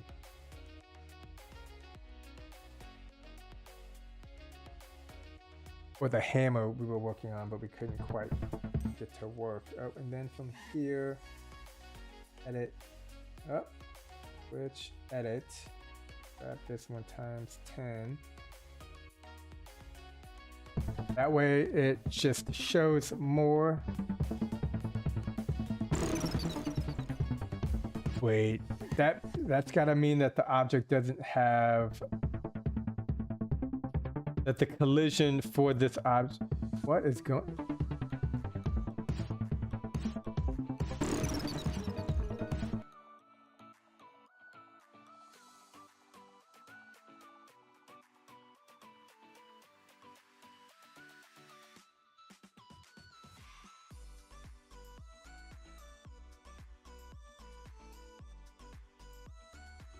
Oh, okay. I see what happened there. Edit. Add case.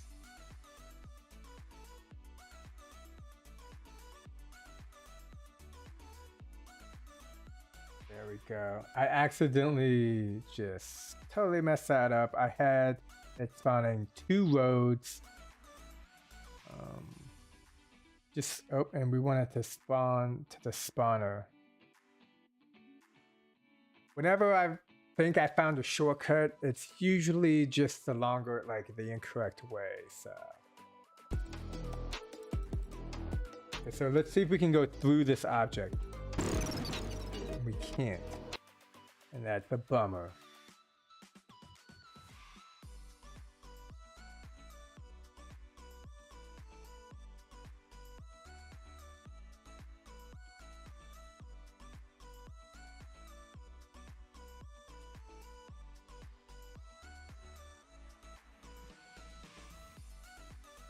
Let's see if we can go through this object.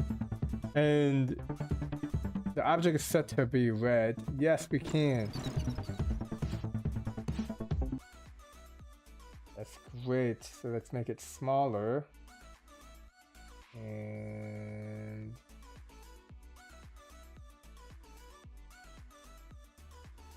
I noticed, so it should be moving either left or right, but it's not. That's okay, we gotta focus on this other stuff first. Okay, so let's move it up a little bit more.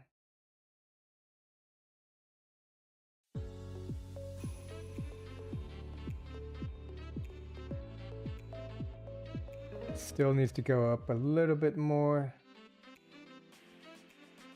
So why is it not moving left or right? Welcome back, Max.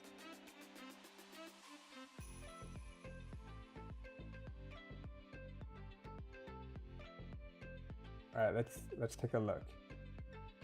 Kinematic.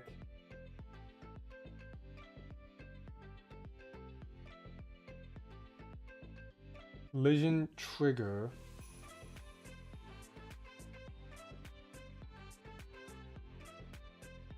This is a wave generator A, wave generator B. Which to either do wave generator A or B. What turns on the switch? The switch is already on.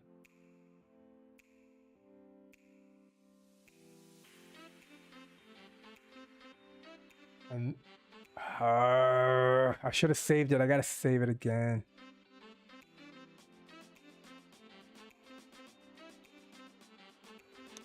Take a moment.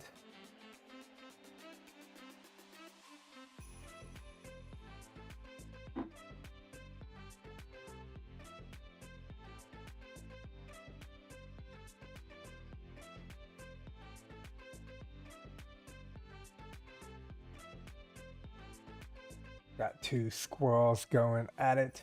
Looks like they're fighting each other outside. Gotta be tough to be a squirrel. Okay, so let's logic on.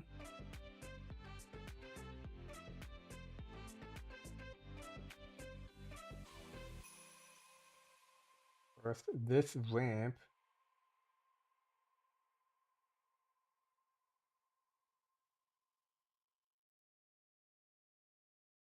Should randomly be moving around. Let's add this. This is in there. Yeah, it's in there.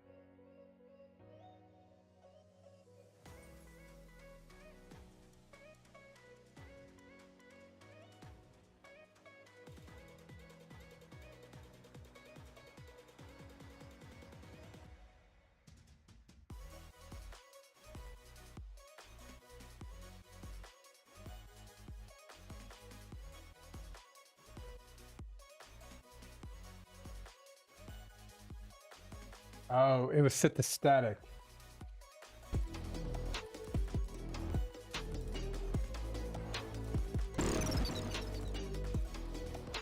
And now the donut's too high. Okay, let's YF.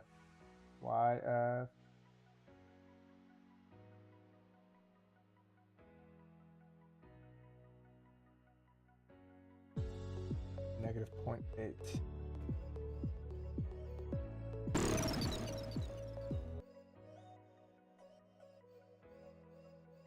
Make it a little bit bigger.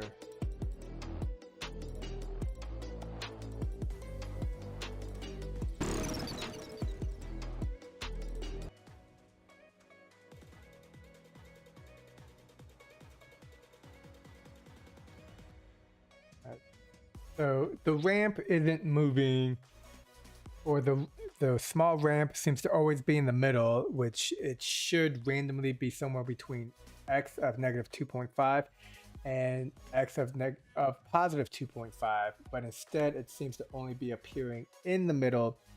So that's not working properly. The donut should be moving back and forth, but it's not. And this door moves back and forth. Set the kinematic. Okay, I'm gonna save it, and then I'm gonna close the app, and then I'm gonna reopen in the app.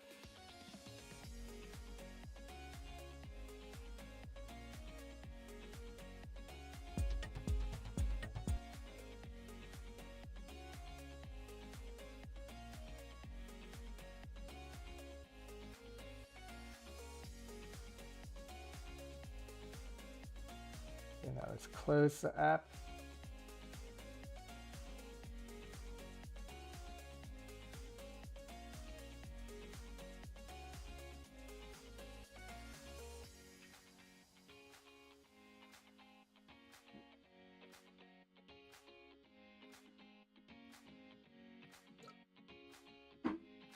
Okay, and now let's reopen the app.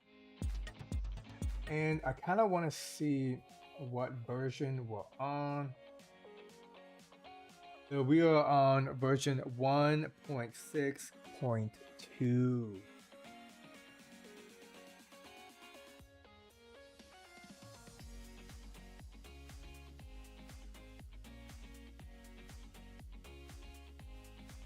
I wonder what Suomi is. Sometimes I'll turn the sounds off, and I'm so glad that they added this feature. I don't know if you use it, but I'll turn the sound off, and then I'll just play games while listening to audiobooks. It's like this is something that they turned on, I want to say maybe 2 months ago. but it's great. So now I can listen to my audiobooks and play games.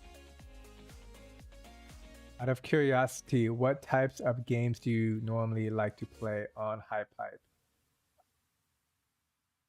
Also, if you search for circle, there is a smaller circle in the asset library. I'm not sure if the collision is thinner though. Yeah, let's check that out. I like to play endless games that have a high score. That's my preferred favorite, and I think that's because it's more classical mobile games, and I've been making very simple mobile games on the App Store and Play Store for like the last 5 years, maybe even 6. I think the first game I published on the App Store was, I want to say it was 2017. Yeah, so 2017 was 5 years ago. So it was 5 years ago. Yeah, I love the simplicity behind simple casual games. Not only because I think anybody can make these games, but I think there is a balance between like putting a lot of energy and focus into a simple game, and the more you do, the simpler the game is. But all the stuff that could be happening on the game could be like really complex, but you only know that as the creator of the game. And that kind of dichotomy is something I'm all about.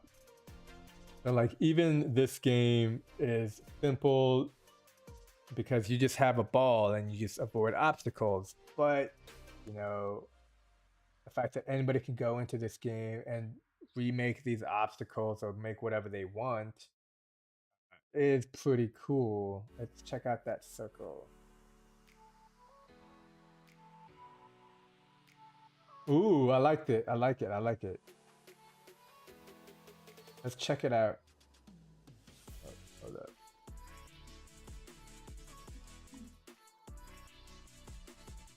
And actually, let's see what symbol circle. Okay, yeah. So we will have to test the collision for this, but if it looks good.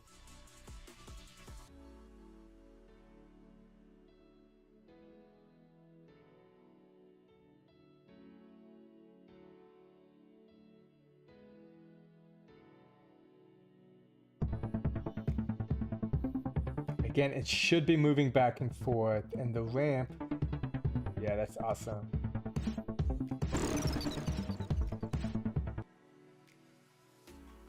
That's good. Okay, save it. Did we save it? I don't remember. Let's save it.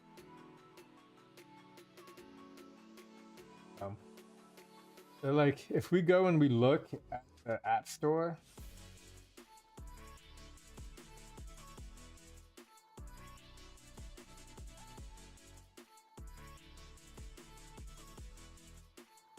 you check out the top 3 games. So Subway Surfer, super simple. Like, I would love to be able to make a game like this in HiPipe, and I in the future will be able to, but currently I'm working on, I mean, you see what I'm working on. I'm working on the cyberpunk game. Like, this is oh, I haven't seen this one.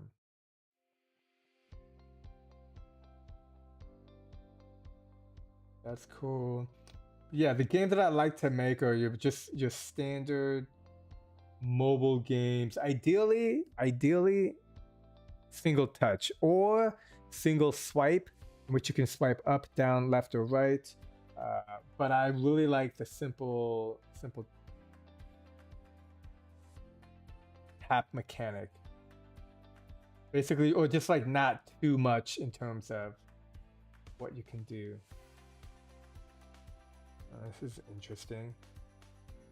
I used to check out the top App Store games like every day or every other day. And it's nice to not, because like most of these games, I'm over it. I do gotta check out the Diablo game because I saw someone tweeted that this game is pretty good. And I've been playing Diablo since the 90s, so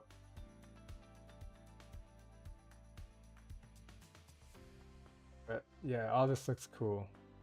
Okay, let's get back to the game making.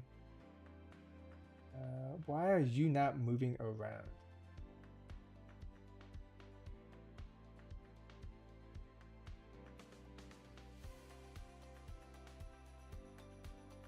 Well, let's do this. Let's hit the debug.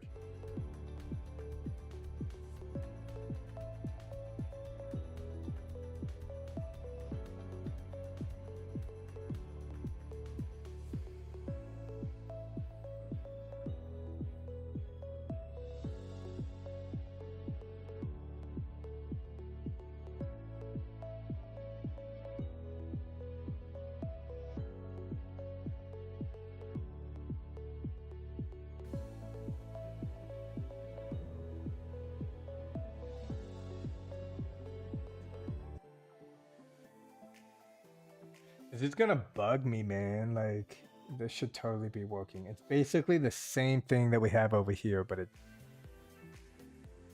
the unmovable object. That doesn't even matter, but the unmovable object goes to this.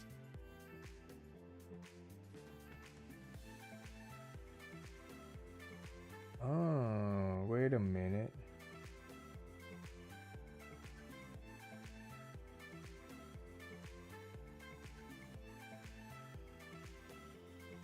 I think what I'm going to have to do is just delete the object and create a new one.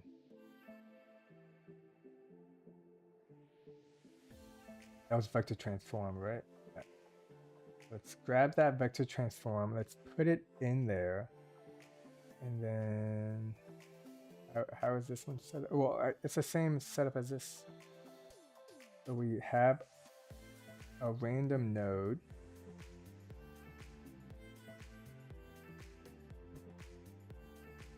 And random node is set to -2, maximum +2, on random per link, vector transform vector x, and the vector x is moved there in 0.1 second. I don't know, we don't need the loop.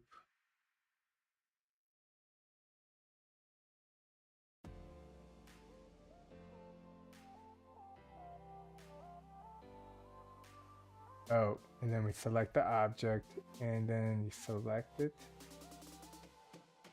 Then something needs to execute it, or is it just on?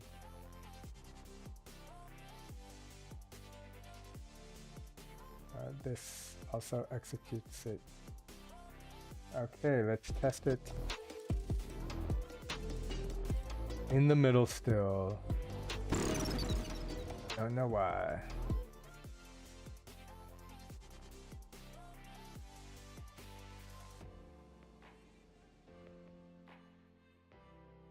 Oh, I never turned on the random node. There we go. Now it's to the left.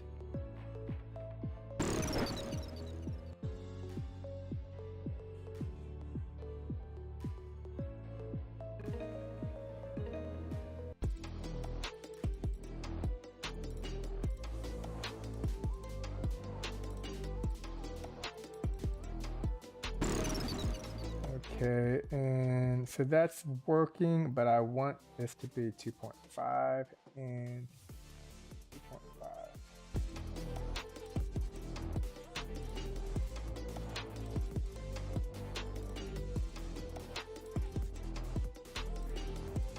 Okay, cool. So that seemed to work. And let's see if we can't get this one to work.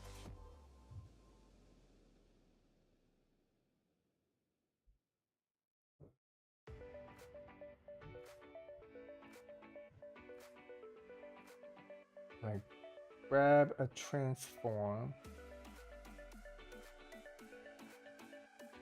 That one.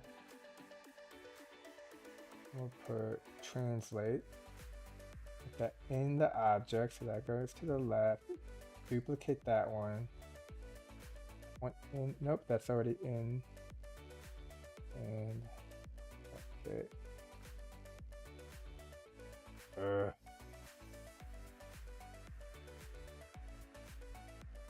So I'm just trying to set these up. That's good.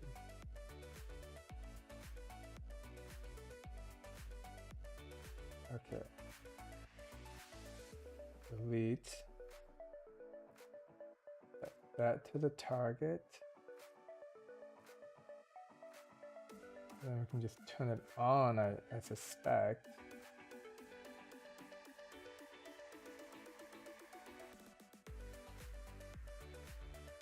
Amount. No.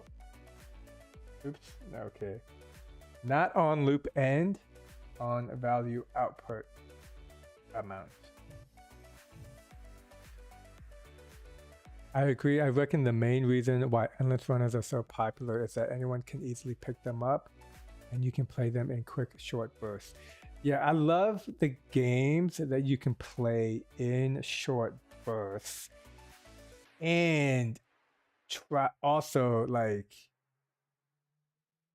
a long time.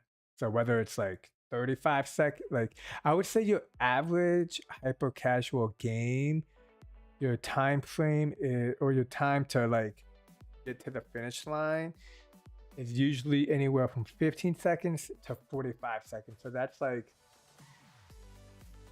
I would say where your standard definition of hyper casual games falls under is if you can complete the level in 15 to 45 seconds.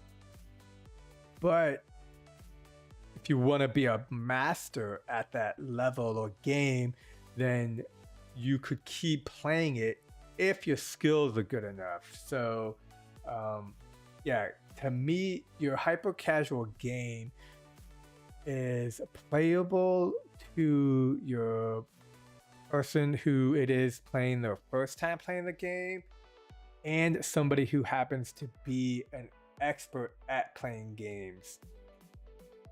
And I think that is probably my favorite thing about hyper casual games and making hyper casual games is that the appeal to the audience is basically anybody who likes games. Now,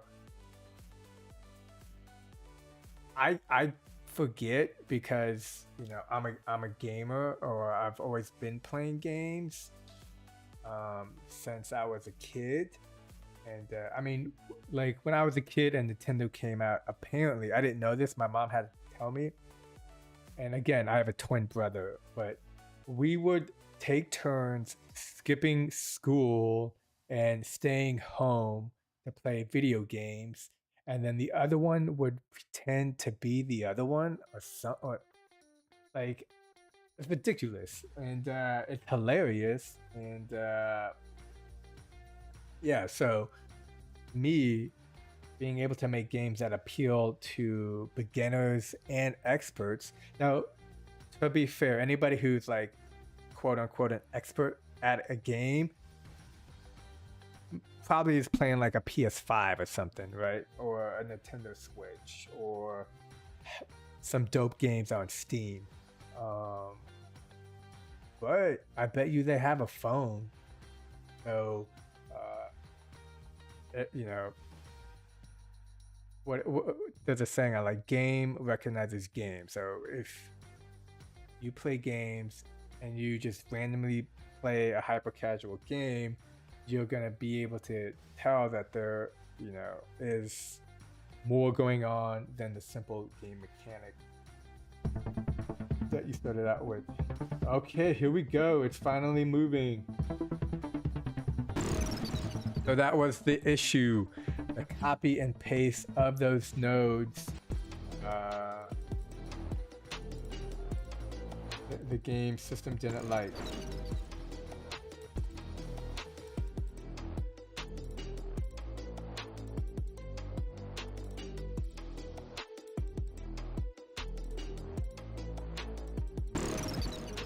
And it's gotta be perfect. Okay, cool. I kind of want the movement to be lower.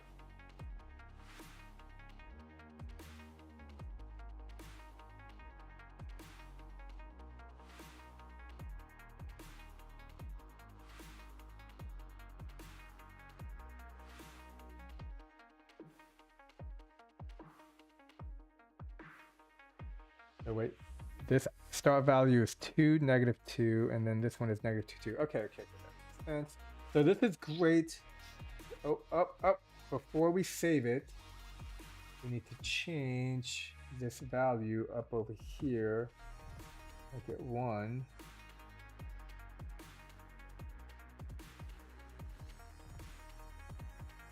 Let's test it one more time.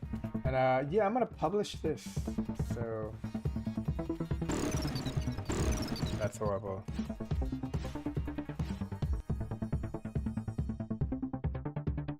Oh, and actually there was something else I wanted to do.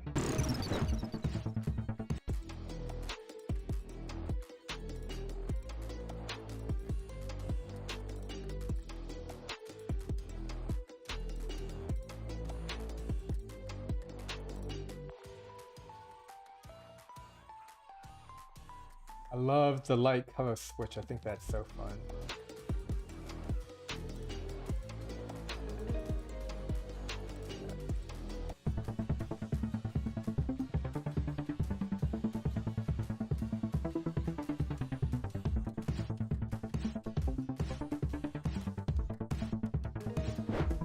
Okay, and let's go ahead and add something like that to here.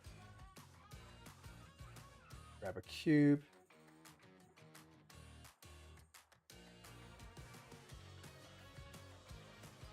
Get in that container.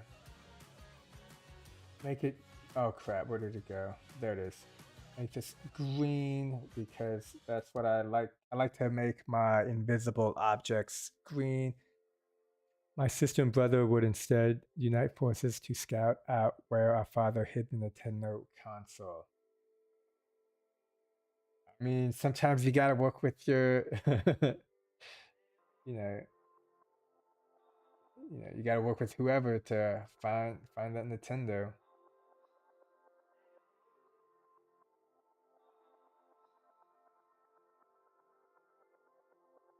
And then would they put the Nintendo back so that your dad never knew? Is that the move? Okay. Unmovable object. Physical sensor. Invisible. Collision trigger.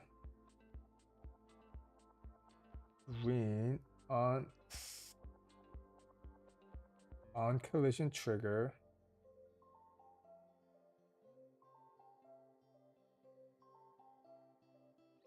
Visual activation. Green.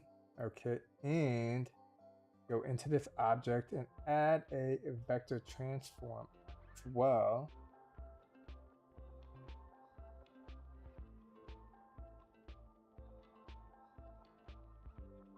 And a sound effect. This vector transform at the duration 0.1, scale to 1.5, 1.5, 1.5. So this should make it expand.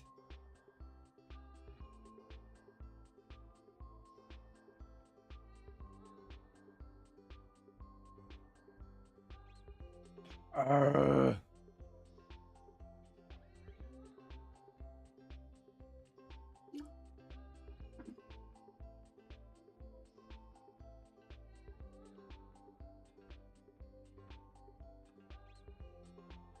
all right, where were we? Let's get back to it. Logic on. And the sooner we can do this, I don't know. I don't think I'm gonna have time to. I wanted to work on my flippy way, so maybe I can get started on it. Collision trigger, visual slot, vector transform, execute. Okay, and then also. No. Sound, execute, but we need to find the swoosh sound. Let's go here, we turn the volume up. Did not have a volume, okay, no volume.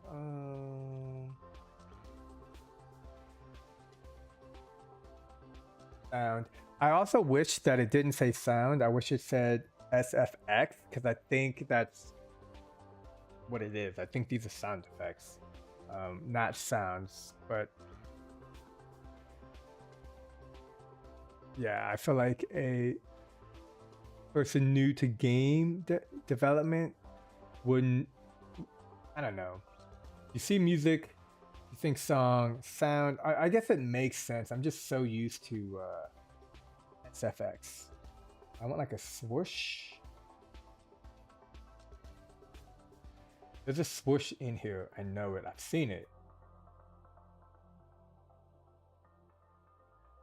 Actually, I have it in another game, and I'm gonna bring up HiPipe on my phone, see what the name of that file is, the name of that sound file.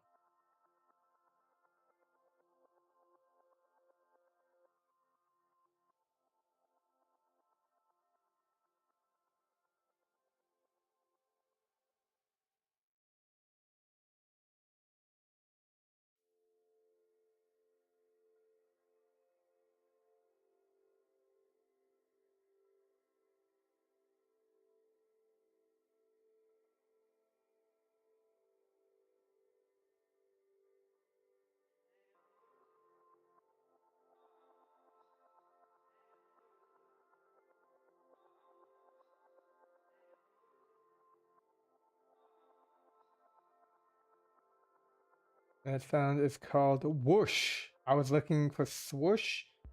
I should have been looking for whoosh.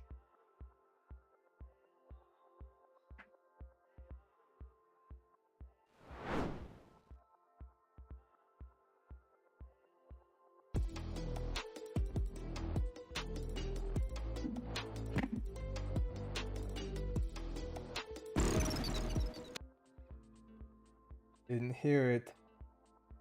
Oh. Wait a minute. Because I didn't select it. And do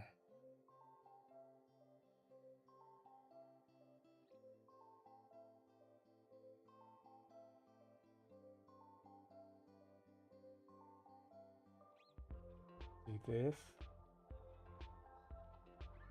And then on delete, on completion, we destroy it. So vector transform 2.5, 2.5 on loop end. I don't see it.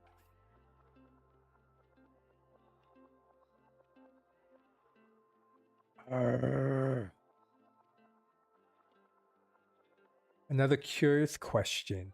When you create a game, do you tend to follow a pattern? Like, do you tend to go through a whole pre-planning phase or just let your inspiration take over? So honestly, I do both. I try to plan all of that ahead of time.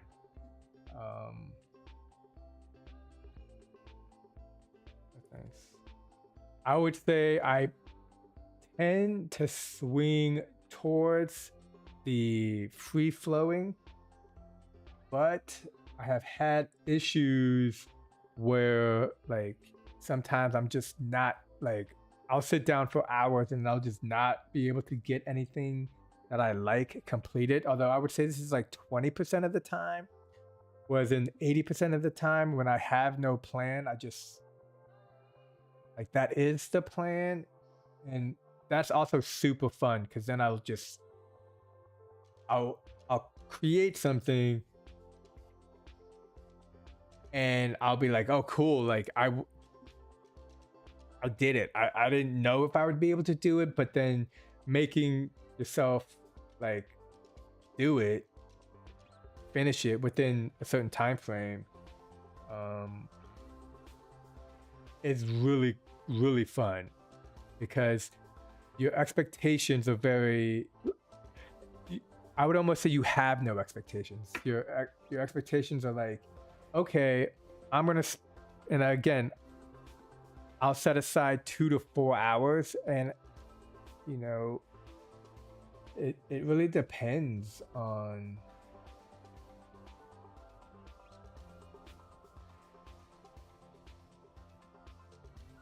what my goals were. So usually I try to sit down when I have no plan, or even if I do have a plan, I have a certain style in which I'll create a game. And this works for with a plan or without a plan. And the first step is making the finish line.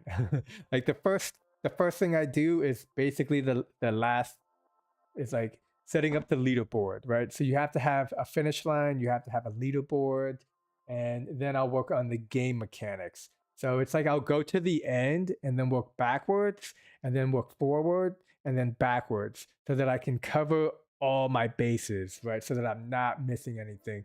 And I do that, and I generally have to do that because there is no plan. And I know that once I kind of set the ending, like let's say the end of the level, like then I just have to work on everything before the end. So I think that makes sense. Hold on, I forget what I was doing. Oh, gotta be faster. The double haze, gotten some crashing, got a lot going on here. Let me start this.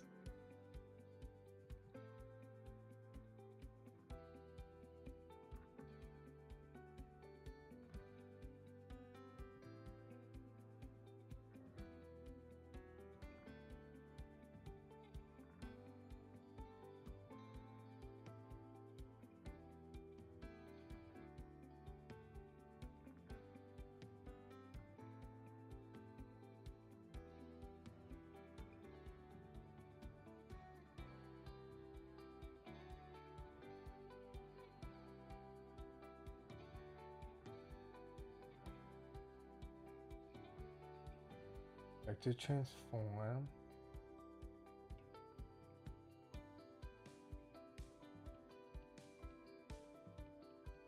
And then on loop end,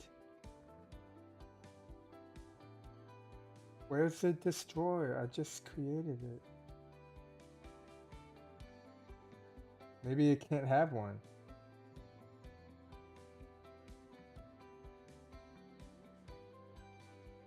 All right, let's put a logic out here. That into here, okay, and then select that here. I'm like trying to go fast because I feel like it's about to crash any second. So execute, okay. Let's test it.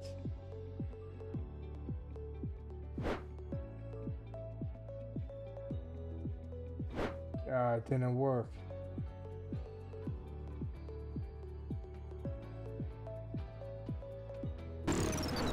Okay, so maybe it didn't work because I didn't go through.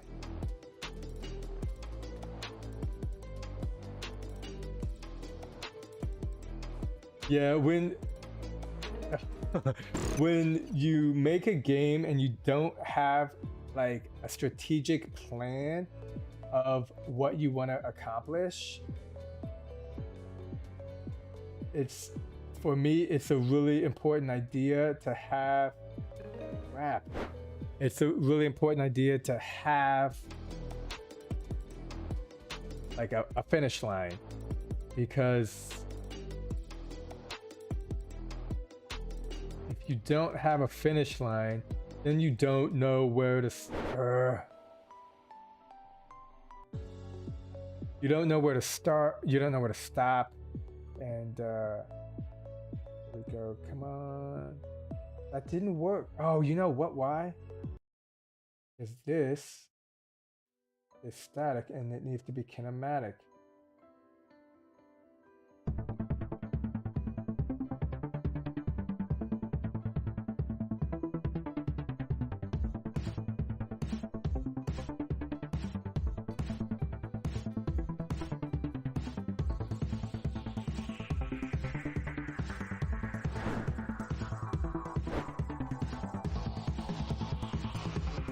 I think the expanding is a little bit too fast. Well, let's save it because it's been crashing. I'm gonna slow down the expanding.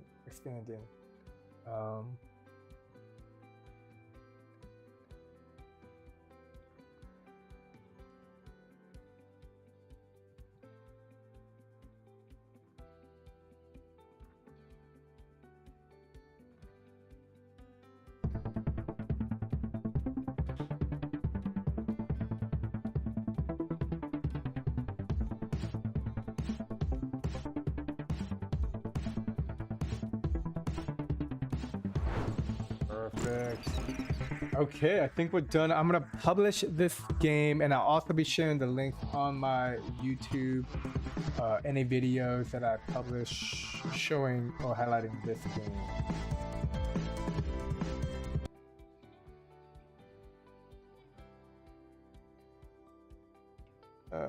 Looks good. Time example, highest number. And let's post it.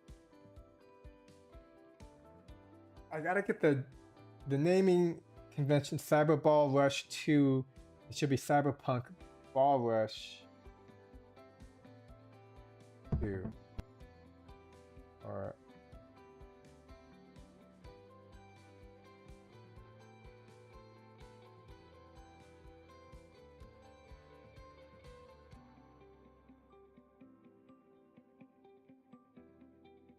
Cyberpink. No, that's not.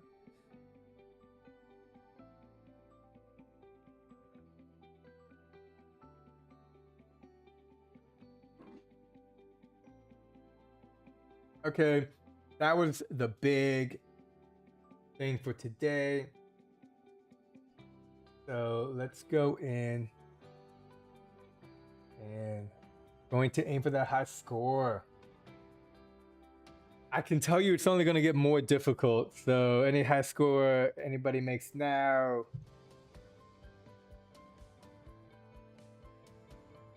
will be, oh, what is going on?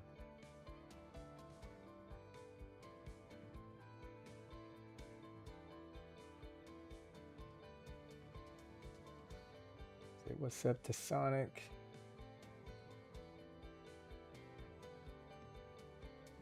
Like the happy face.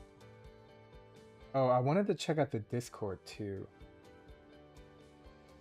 because I hadn't looked at got a bunch of new people. I haven't looked at this since April.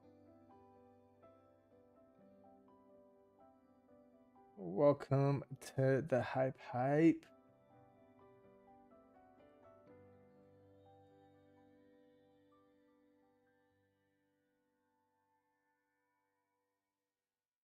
Tech Bro. What's up, people? Okay.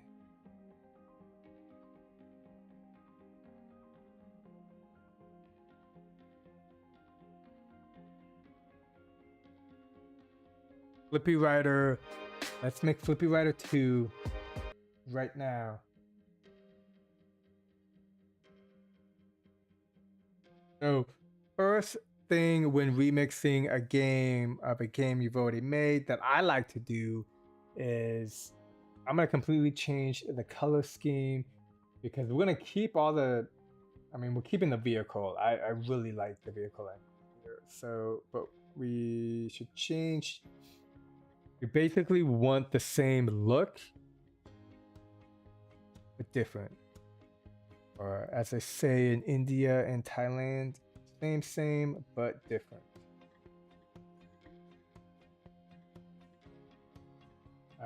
Which one of these is? Oh, I like this, but I don't like the, I want to change the ground. Well, the ground doesn't really matter because it's gonna change. Or the ground is a height map.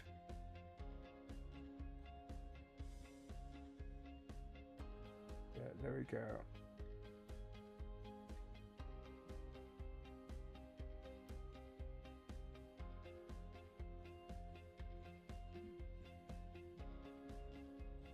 Yeah, the Discord community is getting mighty bigger by the day. Nearly 2K. Yeah, I mean, like, welcome to all the new members and people to Hype. Like, to me, it blows my mind. Like,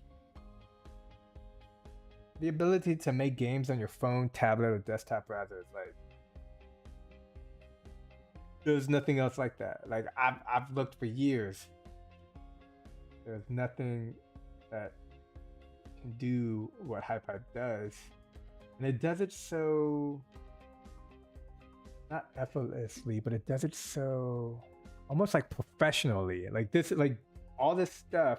And granted, it's still in early access. They're still trying to make it better. They're doing a lot of cool stuff, but it's just the quality of all of it, like the assets, the nodes, the way you can do things. Your save settings. Oh, that's cool. That's new. New icon.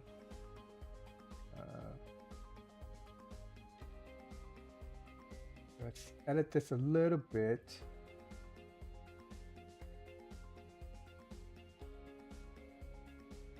So when it comes to changing the height map, I find the best way is to save it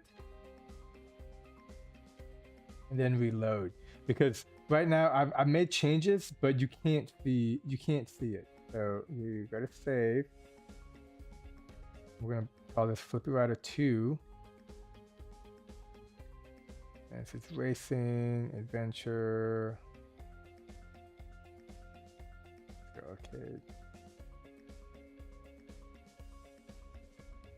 And weird, I can't save it. Oh, wait.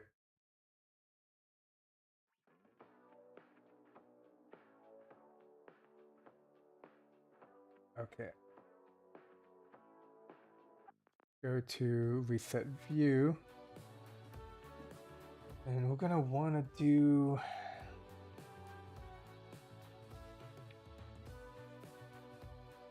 stuff with the ladder, stuff with the planks.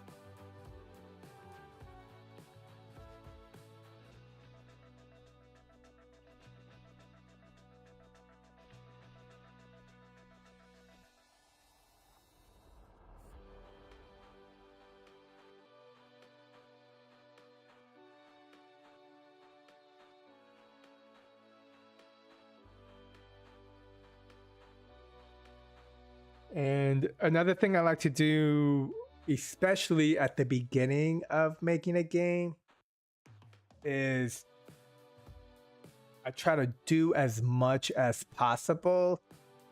So things will be messy, they won't be aligned, and then I'll come back and like try to do a comb over and fix out any rough edges, because I find when I'm making games, sometimes I'll just be silly and nitpicky about small little things that don't matter, so that I don't have to develop, I don't have to make anything. It's like you focus on small details so that you can pretend that you're working on something, but in reality you're not. So, and again, it's more about knowing yourself and how you operate, but I like it's easy for me because I do a lot of recording of myself doing game development, and I'll be like, oh wow, I spent 1 hour doing nothing. I spent 1 hour trying to make sure everything was aligned perfectly at the x of 0, and if it was at x of 0.1, I would spend 10 minutes making sure it would like.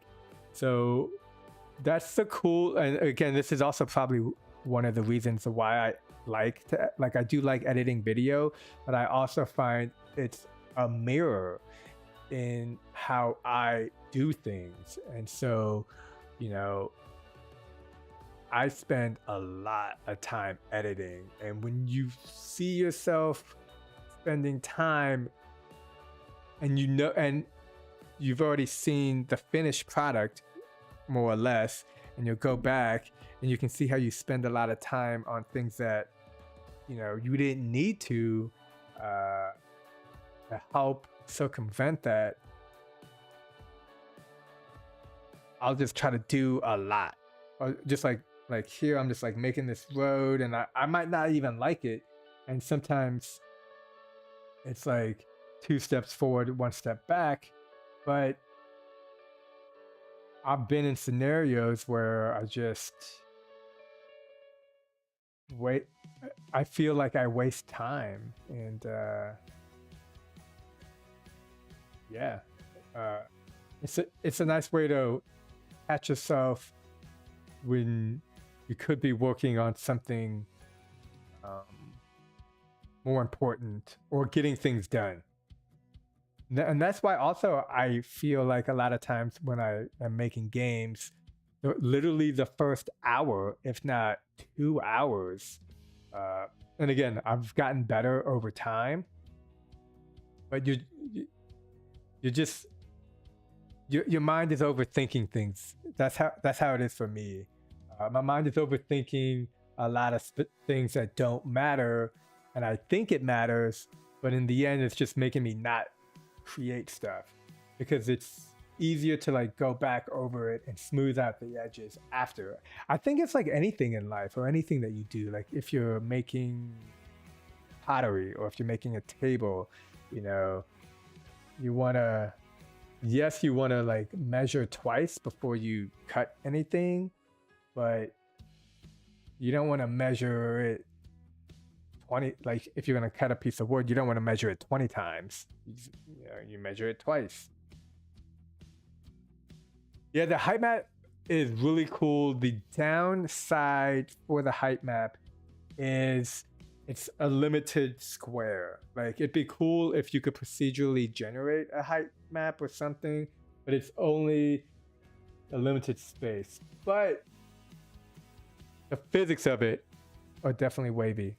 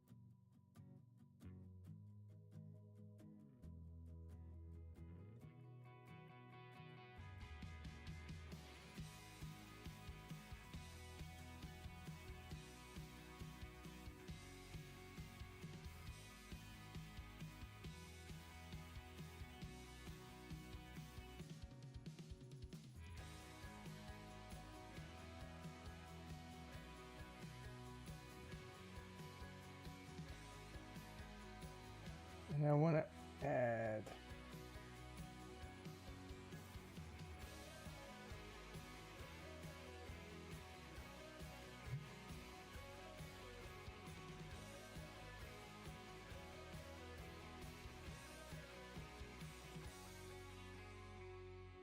wonder if there's like any animations for being on the ground.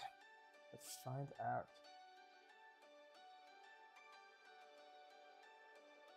Oh, right there. Death.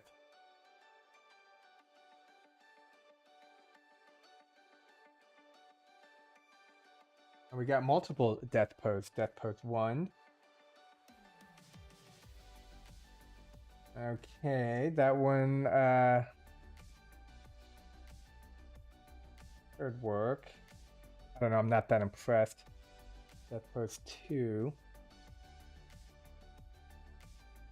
Oh, and then this is a pose.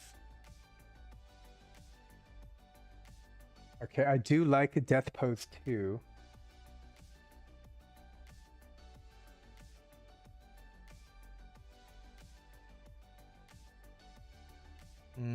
3 is better than 1.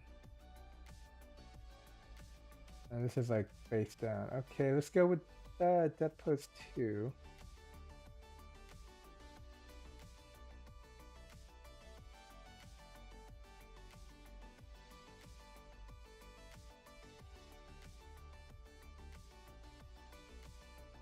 And so check this out, PT Jones. This is a cool trick.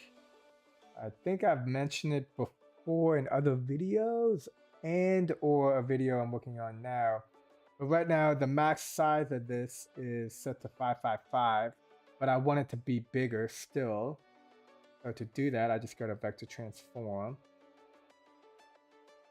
scale, time 0.1, and then let's do what 1.5. Let's see how that looks. I don't want it. Oh, well, maybe I could make it really big.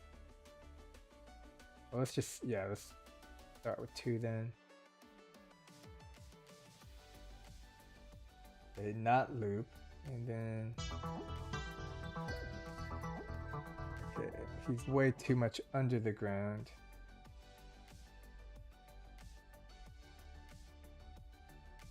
Oh no, I can't select them. There we go.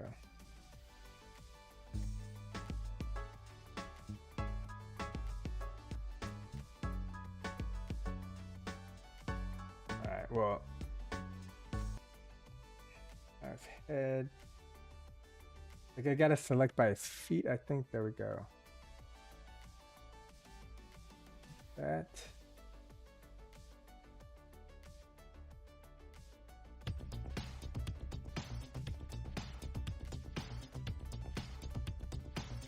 Okay, I like it. Still a bit much. There.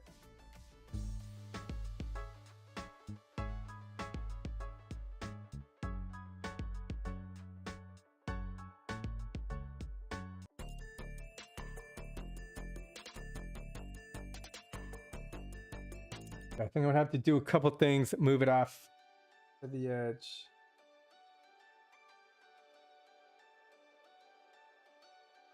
Or move it to the right, because we need to be able to pick up speed.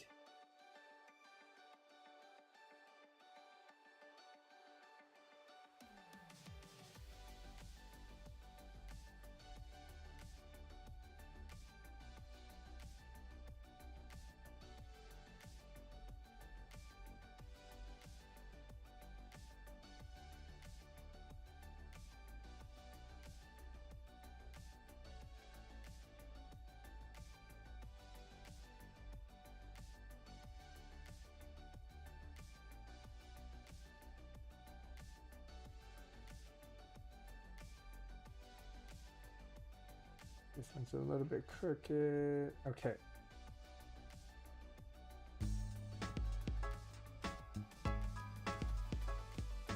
But that one is a little bit too high. Get in there.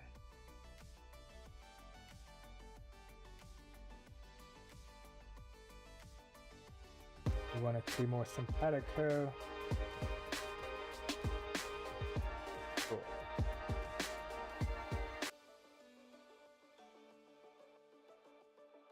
All right, that's a good start. I think we got a lot done for today. I'm very happy with the way Cyberpunk Ball Rush turned out. And yeah.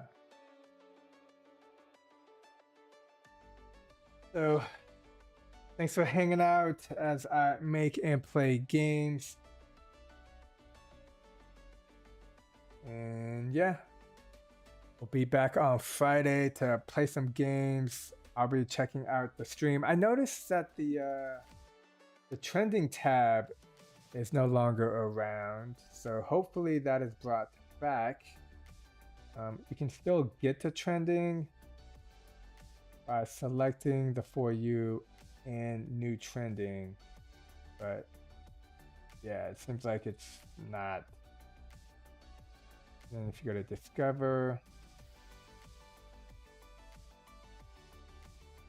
Remix Jam winners, cool stuff. All right, well, I'm Hype C. Until next time, stay safe out there, and peace.